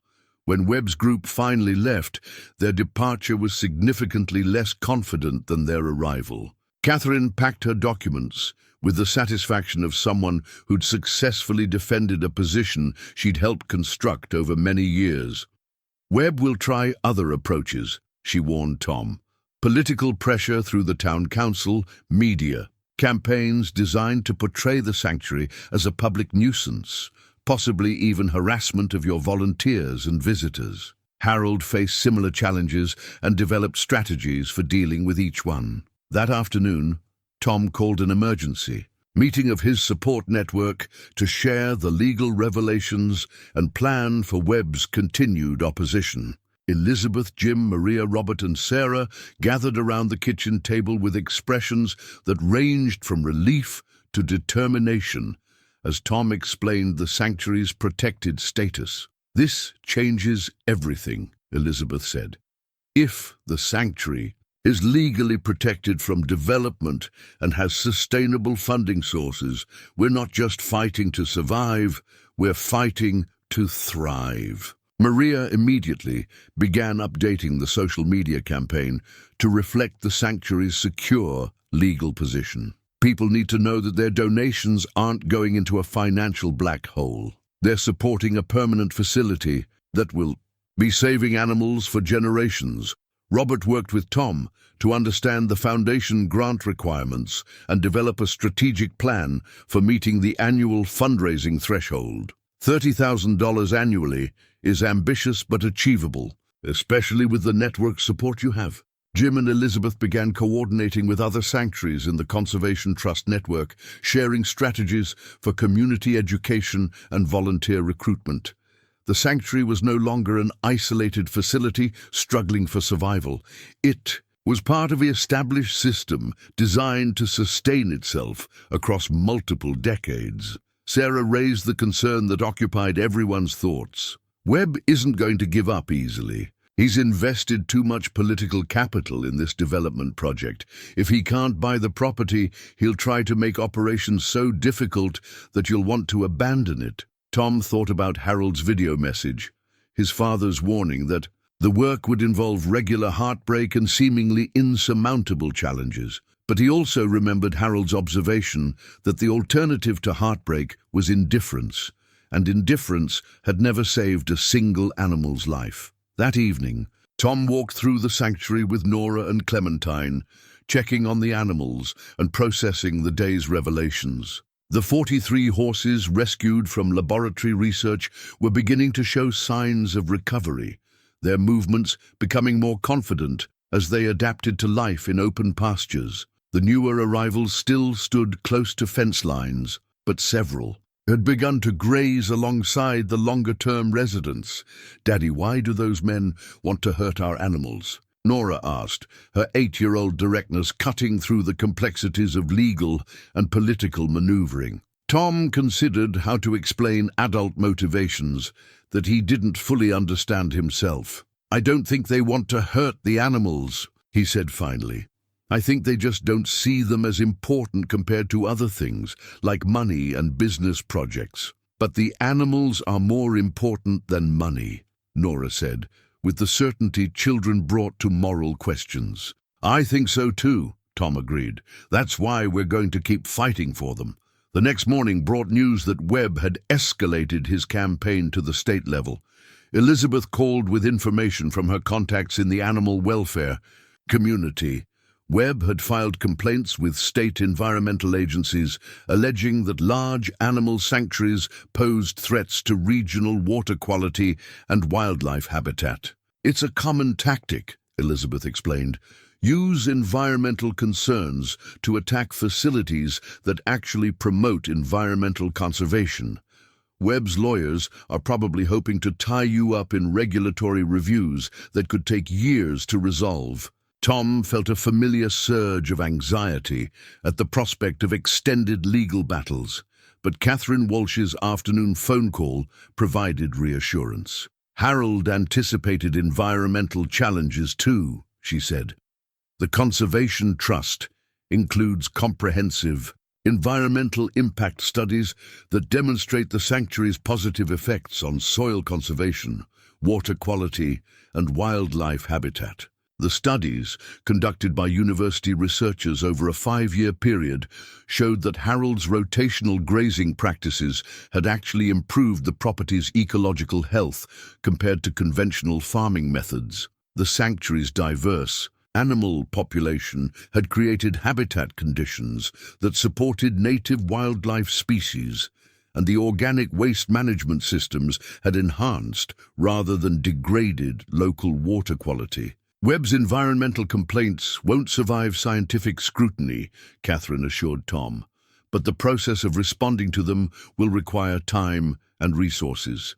Harold established a legal defense fund specifically for these situations. As the week progressed, Tom began to understand the full scope of his father's strategic planning.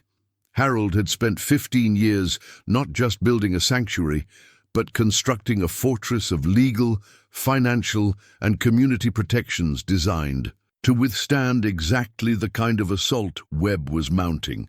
The town council meeting was scheduled for Thursday evening, giving Tom 4 days to prepare his presentation about the sanctuary's community benefits and legal protections. With Catherine's help, he developed materials that addressed every argument Webb was likely to raise, supported by documentation that most people hadn't known existed. Sarah helped Tom practice his presentation, role-playing council members who might be skeptical about animal welfare arguments. Focus on economic benefits, she advised. Educational programs that bring visitors to the county, volunteer programs that attract people from urban areas, agricultural preservation that maintains the rural character people moved here to find. Maria coordinated a social media campaign designed to demonstrate community support for the sanctuary. Testimonials from school children who had visited for educational programs, letters from volunteers whose lives had been changed by working with rescued animals, endorsements from veterinarians and animal welfare organizations across the region. The response was overwhelming. Tom's email inbox filled with messages from people he'd never met, expressing support for the sanctuary's mission and offering various forms of assistance. Teachers wanted to bring their classes for educational visits. Retired professionals offered to volunteer their expertise. Young people requested internship opportunities that would allow them to learn about animal care and sanctuary management. "This is what Harold always believed," Elizabeth said during a planning call with the support network. "People want to be part of something meaningful. They want to contribute to work that makes the world better. The sanctuary provides that opportunity." By Wednesday evening, Tom felt as prepared as possible for the confrontation that would determine the sanctuary's public standing in Millbrook County. Webb had political influence and economic arguments, but Tom had something potentially more powerful, a story of compassion triumphing over indifference, of broken people and broken animals healing each other, of a community discovering that its character was defined not by what it built, but by what it chose to protect. The final preparation came from an unexpected source. Nora approached Tom after dinner with a hand-drawn poster featuring pictures of all their favorite animals, accompanied by a letter she'd written in her careful 8-year-old script. "Dear Town Council people, please don't let the bad men hurt our animal family. Grandpa Harold saved them and now we take care of them. They are good animals who just needed someone to love them. We love them very much and they love us too. They don't have anywhere else to go. Please help us keep them safe. Love, Nora and all the animals." Tom looked at his daughter's earnest appeal and felt a surge of pride mixed with determination. Tomorrow, he would walk into that council meeting not just as Harold's son trying to preserve an inheritance, but as a father, fighting to protect the world his daughter had discovered. A world where compassion mattered more than profit, where second chances were always possible, and where the measure of a life was determined by what you saved rather than what you accumulated. The battle for the sanctuary's future would be decided in less than 24 hours, and Tom Granger was ready to fight with everything his father had given him and everything he'd learned about what was worth defending. The Millbrook County Council chambers had never hosted a meeting quite like this one. By 7 o'clock, an hour before the scheduled start time, every seat was filled and people were standing along the walls. Tom arrived with Nora, Sarah and Catherine Walsh, carrying boxes of documentation and a small menagerie that would serve as living testimony to the sanctuary's mission. Clementine had come along as Nora's emotional support animal, officially designated as such by Sarah in her capacity as the sanctuary's veterinarian. 2 chickens rode in a travel crate, calm and well-socialized ambassadors for their species.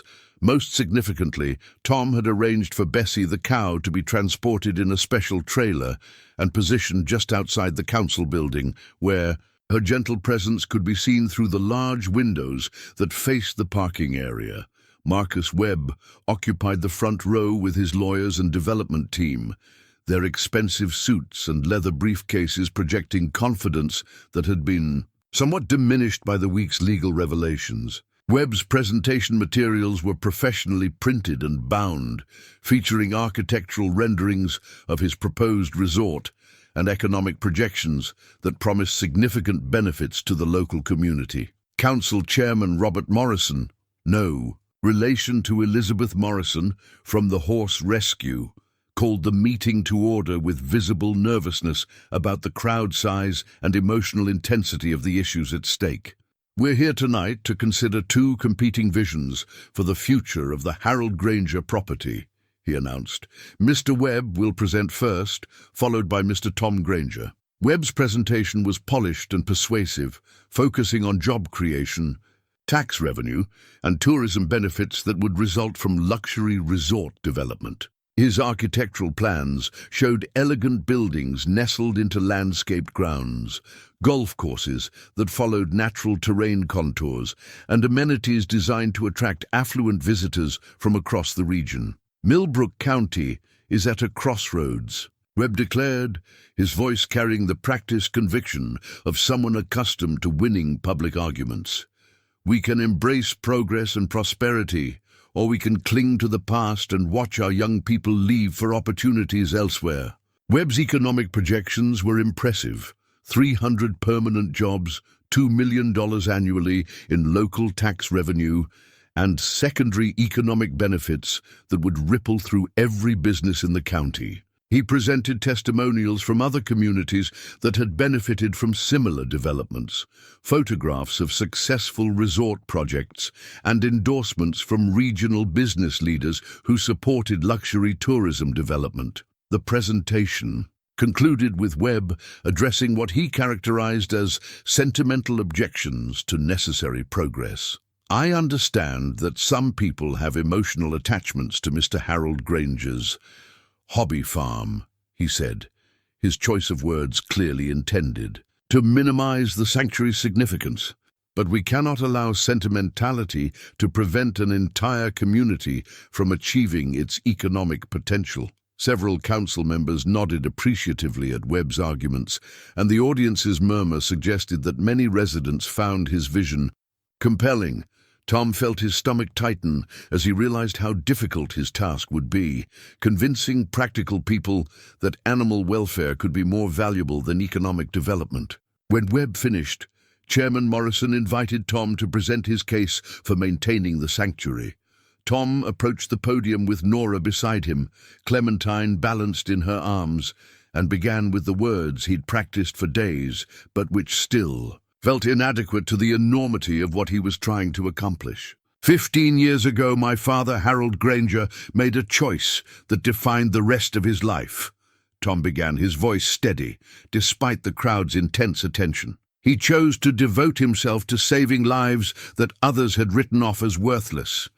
Animals that had been abused, neglected, abandoned, and scheduled for destruction. Tom opened Harold's photo album to pages showing before and after images of rescued animals, holding them up so the crowd could see the transformation from suffering to health. These aren't just pictures of animals, he said. They're documentation of miracles, proof that compassion can overcome cruelty, that patient care can heal trauma, and that every life has value regardless of its economic utility. He described the sanctuary's role in the regional rescue network, the educational programs that had brought thousands of children to learn about empathy and responsibility, and the volunteer programs that had provided healing experiences for people recovering from their own traumas. Mr. Webb talks about job creation, Tom continued, but the sanctuary already provides employment for veterinarians, feed suppliers, equipment manufacturers, and construction workers who maintain our facilities. More importantly, it provides something that no resort can offer: the opportunity to be part of work that saves lives and transforms communities. Tom introduced Sarah, who spoke briefly about the sanctuary's veterinary training programs that provided hands-on experience for students from 3 universities. Elizabeth joined them via video call to describe the sanctuary's role in coordinating rescue operations across the southeast. Maria Santos presented testimonials from urban school districts that brought children to the sanctuary for environmental education programs that couldn't be replicated in classroom settings. The most powerful moment came when Nora approached the microphone, Clementine still balanced in her arms. At 8 years old, she barely reached the podium, but her voice carried clearly through the chamber's sound system. "My name is Nora Granger, and I live at the sanctuary with my daddy and 2,600 animals who needed someone to love them," she began, her words carrying the simple honesty that only children could achieve. "Before we came here, I was scared all the time because Mommy and Daddy were fighting, and then Daddy was sad.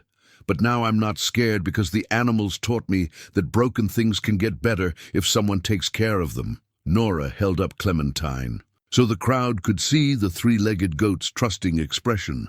Clementine lost her leg in a trap, but Grandpa Harold saved her, and now she's happy. The horses from the laboratory were scared and sick, but now they're getting better because we take care of them every day. The pigs and cows and chickens all came from bad places, but now they're safe. She paused, looking directly at the council members with the unwavering gaze of childhood sincerity. The animals don't care about money or fancy buildings.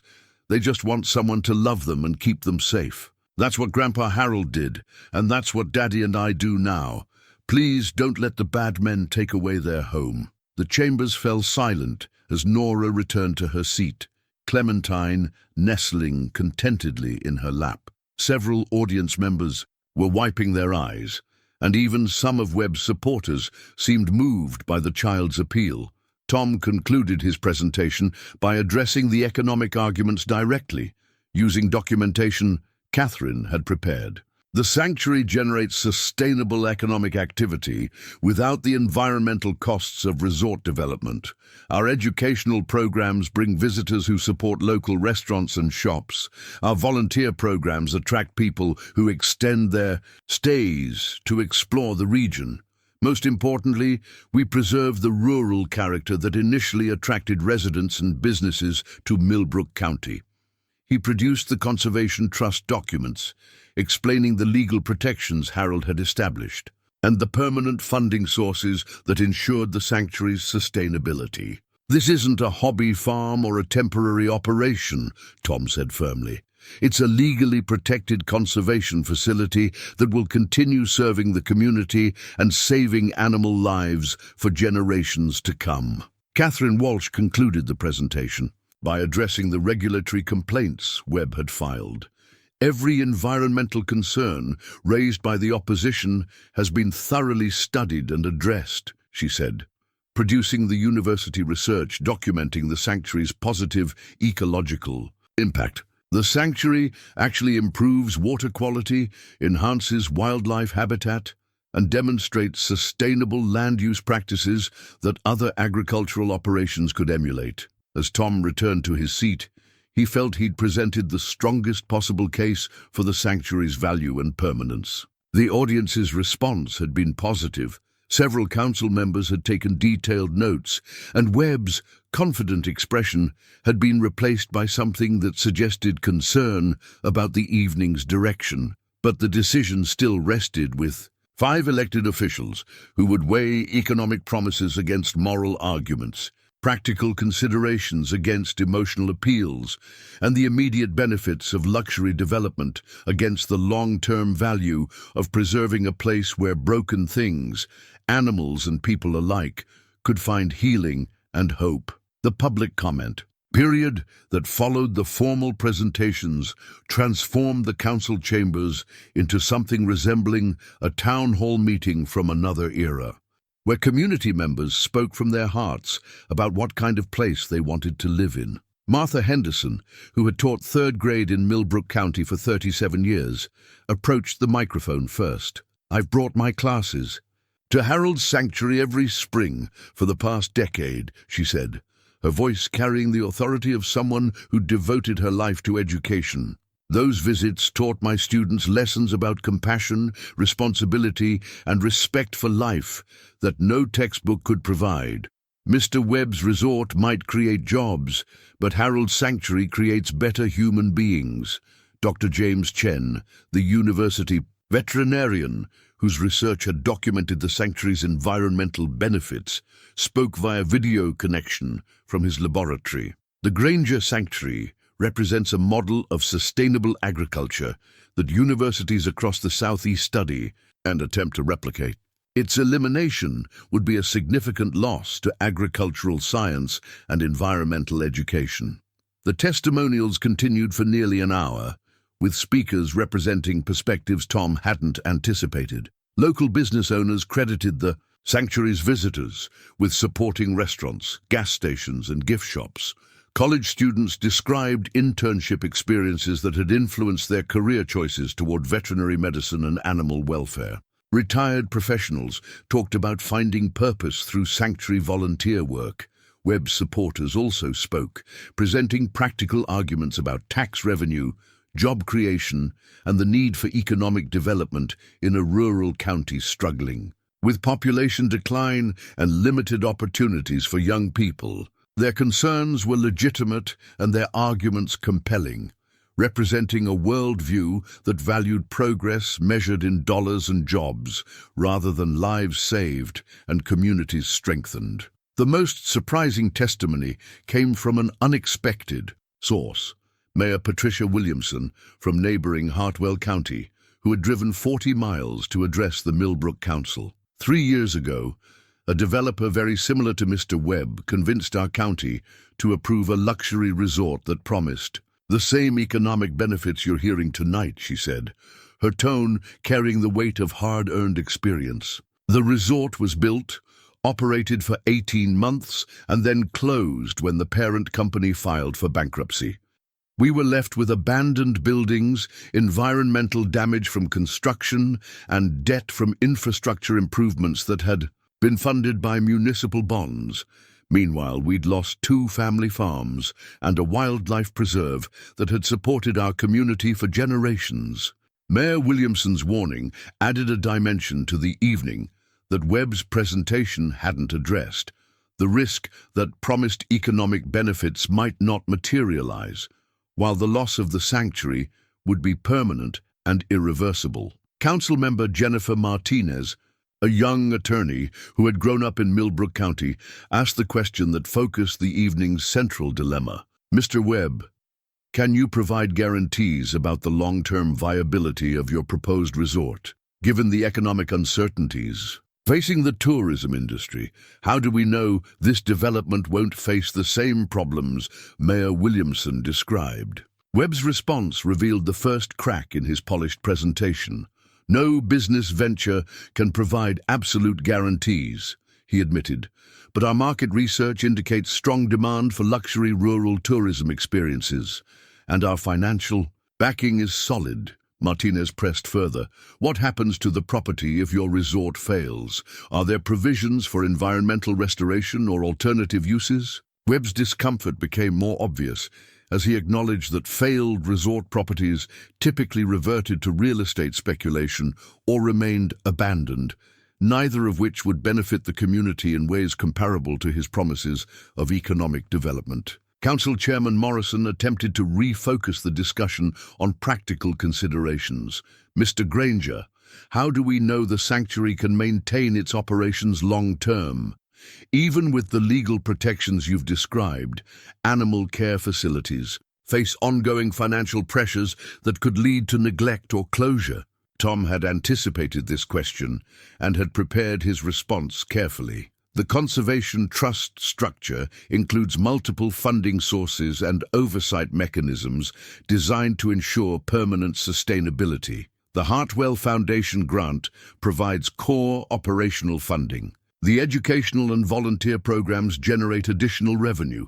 Most importantly, the sanctuary is part of a regional network that provides mutual support and resource sharing. Catherine Walsh supplemented Tom's answer with legal details about the trust's governance structure, which included provisions for professional management if the current operators were unable to continue. Unlike a commercial development that depends on market conditions, the sanctuary's funding is diversified and protected against economic downturns. The council's deliberation period provided an opportunity for informal conversations between community members who had rarely gathered in the same room. Tom observed ranchers talking with school teachers, business owners discussing concerns with environmental advocates, and young families considering what kind of community they wanted their children to inherit. Nora had fallen asleep in her chair. Clementine curled up beside her, both of them oblivious to the adult debates that would determine their future. Tom looked at his daughter and felt the weight of responsibility that extended beyond his own circumstances to include all the animals depending on sanctuary protection and all the people whose lives had been touched by Harold's compassionate work. When the council reconvened for their decision, Chairman Morrison summarized the evening's presentations and public comments with obvious awareness of the choice's significance. "We're not just deciding between two development proposals," he said. "We're choosing between two visions of what Millbrook County should become." Council member David Rodriguez, a local rancher whose family had lived in the county for 4 generations, spoke first. "I appreciate the economic benefits Mr. Webb's project could provide, but I'm troubled by the risks Mayor Williamson described. We've seen too many promises of economic development that didn't deliver long-term benefits to our community." Council member Susan Park, who owned a small business in town, expressed support for Webb's proposal. "We need job opportunities that will keep our young people here instead of forcing them to move to cities for careers. The sanctuary is admirable, but it doesn't address our community's economic challenges." The deciding vote would come from Council member Jennifer Martinez, whose questions had revealed the careful, analytical thinking she brought to complex decisions. "This is one of the most difficult choices I've faced as an elected official," she began, "because both proposals offer genuine benefits to our community." Martinez outlined her reasoning with the precision of someone who understood the legal and practical implications of each option. "Mr.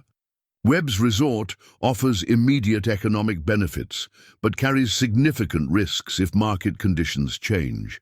Mr. Granger's sanctuary offers sustainable benefits that are legally protected and financially secured, but at a smaller scale." She paused, looking around the chambers at the faces of constituents whose futures would be affected by her decision. "However, there's a fundamental difference between these proposals that transcends economic considerations. The resort would benefit Millbrook County primarily through external investment and tourism revenue.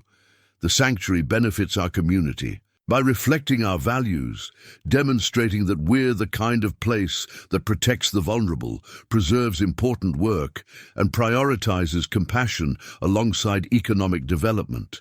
Martinez's final statement provided the council's decision.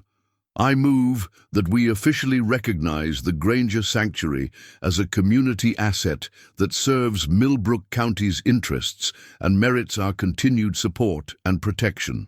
The motion passed by a vote of 3-2, with Rodriguez and Martinez joining Chairman Morrison in supporting the sanctuary. The chambers erupted in applause from sanctuary supporters, while Webb's contingent sat in stunned silence at the unexpected outcome. As people began filing out of the chambers, Tom felt a hand on his shoulder and turned to find Marcus Webb extending his hand in what appeared to be genuine respect rather than mere politeness. "I underestimated what your father built here," Webb said quietly. "I hope you understand my position. I saw an opportunity for economic development and pursued it according to business principles. But after tonight, I understand there are some things more valuable than financial returns." Webb's gracious concession surprised Tom and suggested that even opponents could recognize the sanctuary's worth when confronted with evidence of its impact on individual lives and community character.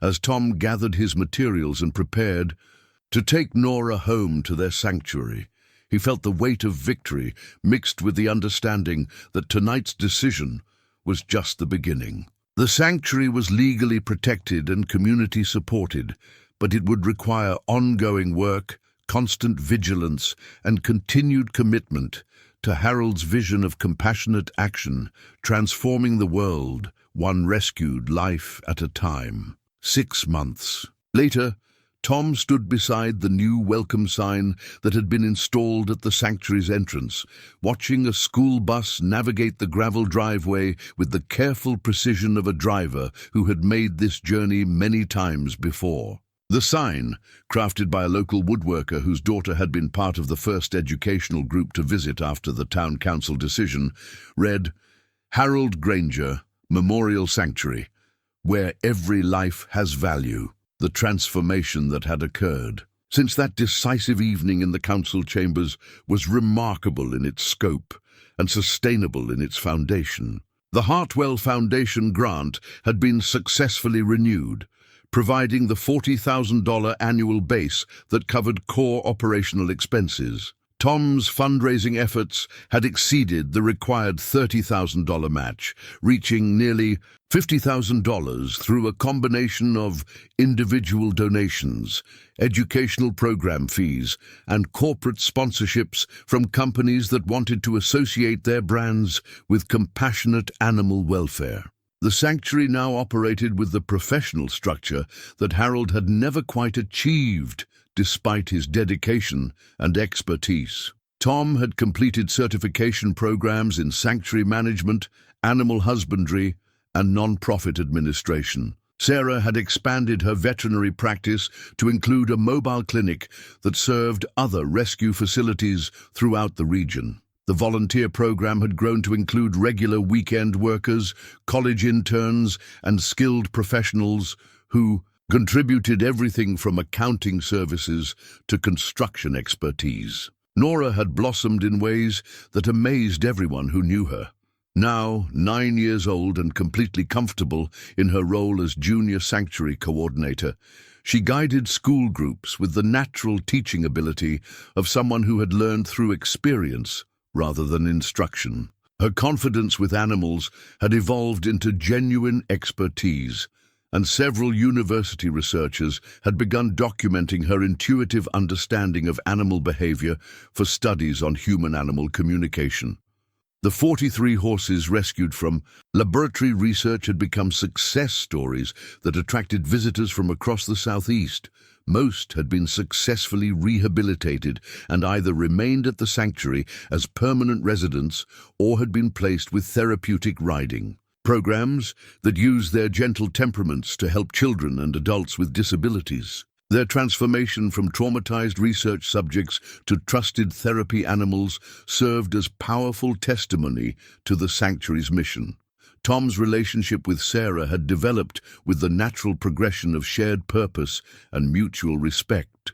They hadn't rushed into romance, but had built a foundation of partnership in the sanctuary's work that had gradually expanded to include personal affection and commitment. Sarah had moved into the farmhouse 3 months earlier, bringing her veterinary expertise and her own rescued animals, 2 dogs and a cat who had immediately established themselves as part of the sanctuary's extended family. The morning's school group represented Pine Valley Elementary, whose 3rd grade class had been studying ecosystems and animal adaptation. Tom watched the children emerge from the bus with the eager curiosity he'd learned to expect from young visitors, their eyes wide as they took in the sight of cattle grazing peacefully alongside horses, goats climbing on playground structures. Harold had built specifically for their entertainment, and chickens wandering freely through the farmyard. "Welcome to our sanctuary, family," Nora announced to the group, Clementine balanced in her arms as always. "Today, you're going to meet animals who came here from bad places but learned to be happy again because someone loved them and took care of them." Tom had watched dozens of these educational visits over the past months, but he never tired of seeing children discover the connections between human compassion and animal welfare. The programs had evolved beyond simple farm visits to include lessons about empathy, responsibility, environmental stewardship, and the ways that individual actions could contribute to positive change in the world. The afternoon brought a different kind of visitor, Marcus Webb, whose quarterly inspections had become an unexpected tradition since the town council meeting. Webb's luxury resort project had been abandoned after the council's decision, but his business relationship with Tom had evolved into something resembling friendship based on mutual respect for each other's expertise and commitment. "How's the new hay storage working out?"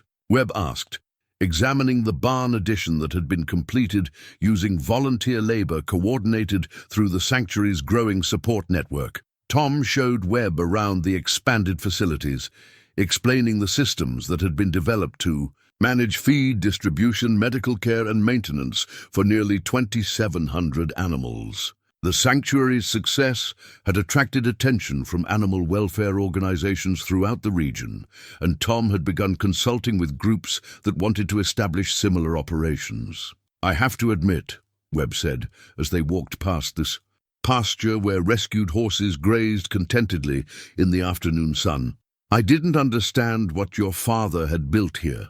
I saw inefficiency where there was actually sophisticated planning, sentimentality where there was profound wisdom." Webb had redirected his development interests to sustainable tourism projects that preserved rather than replaced existing agricultural operations.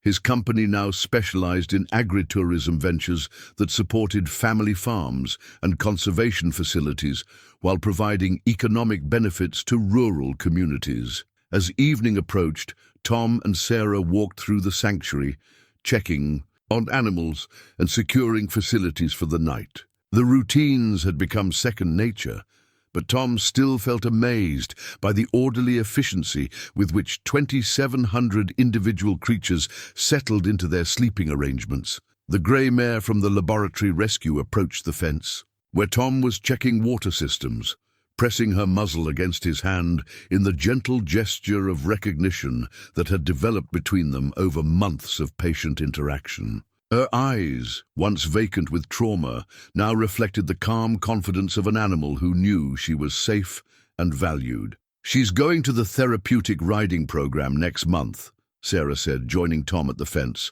"The director thinks she'll be perfect for working with autistic children.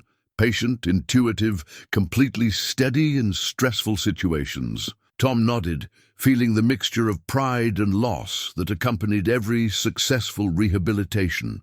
The sanctuary's purpose was to heal animals and place them in situations where they could contribute to healing others, but saying goodbye to creatures he'd grown to love remained one of the most difficult aspects of the work. That night, after Nora had fallen asleep with Clementine beside her and Sarah had completed her evening veterinary rounds, Tom sat in Harold's study, now his study, writing in the journal he'd begun keeping to document the sanctuary's daily activities. The practice helped him process the constant stream of decisions, challenges, and small victories that defined sanctuary life. He looked up at the photograph on the wall, the one showing Harold surrounded by rescued animals with an expression of quiet contentment. Tom had added his own photographs to the wall over the past months, images of the laboratory horses learning to trust, school children connecting with sanctuary animals, volunteers discovering their capacity for compassion, and Nora growing into the confident, purposeful young person she'd become. The phone rang, interrupting his writing, with a call from Elizabeth Morrison about another emergency rescue situation. A factory farm closure that would leave 60 dairy cows with nowhere to go. Tom listened to the details, calculated the sanctuary's capacity and resources, and heard himself saying yes before his practical mind could object with concerns about expenses and logistics. After ending the call, Tom smiled at his reflection in the dark window, recognizing his father's voice in his own immediate commitment to animals in need. Harold's legacy wasn't just the sanctuary itself, but the understanding that compassion was a choice that had to be made repeatedly, daily, in small acts of care that accumulated into something transformative. Tom closed the journal and walked to Nora's room, where he found her awake and looking out the window at the moonlit pastures where hundreds of animals slept safely because Harold had chosen compassion over indifference 30 years earlier. "Daddy, are we going to keep doing this forever?" she asked, her question encompassing the sanctuary, the rescues, the endless cycle of caring for creatures that needed them. Tom looked out at the peaceful scene, cattle and horses silhouetted against the starlit sky, the gentle sounds of animals settling for sleep, the tangible evidence of what was possible when broken people and broken animals helped heal each other. "As long as they need us," he said, knowing that Harold would have given the same answer, and that Nora would probably say the same thing 30 years from now when someone asked her about continuing the family tradition. The sanctuary would endure because it served a purpose that transcended individual lives and economic considerations. It provided proof that love was stronger than fear, that healing was possible regardless of previous damage, and that the measure of a life was determined not by what was accumulated, but by what was saved. Tom turned off the light and headed toward his own room, where Sarah was already asleep beside the window that looked out over the farmyard. Tomorrow would bring new challenges, new rescues, new opportunities to choose compassion over convenience. But tonight, 2,700 rescued animals slept safely in their sanctuary home, and the legacy Harold had built with patient devotion would continue for as long as people believed that every life had value worth defending. The Harold Granger Memorial Sanctuary had become more than Harold ever imagined. Not just a refuge for displaced animals, but a testament to the transformative power of unconditional love. A place where broken things learned to be whole again, and a family legacy that would continue teaching the world that kindness, practiced consistently and without reservation, could indeed change everything.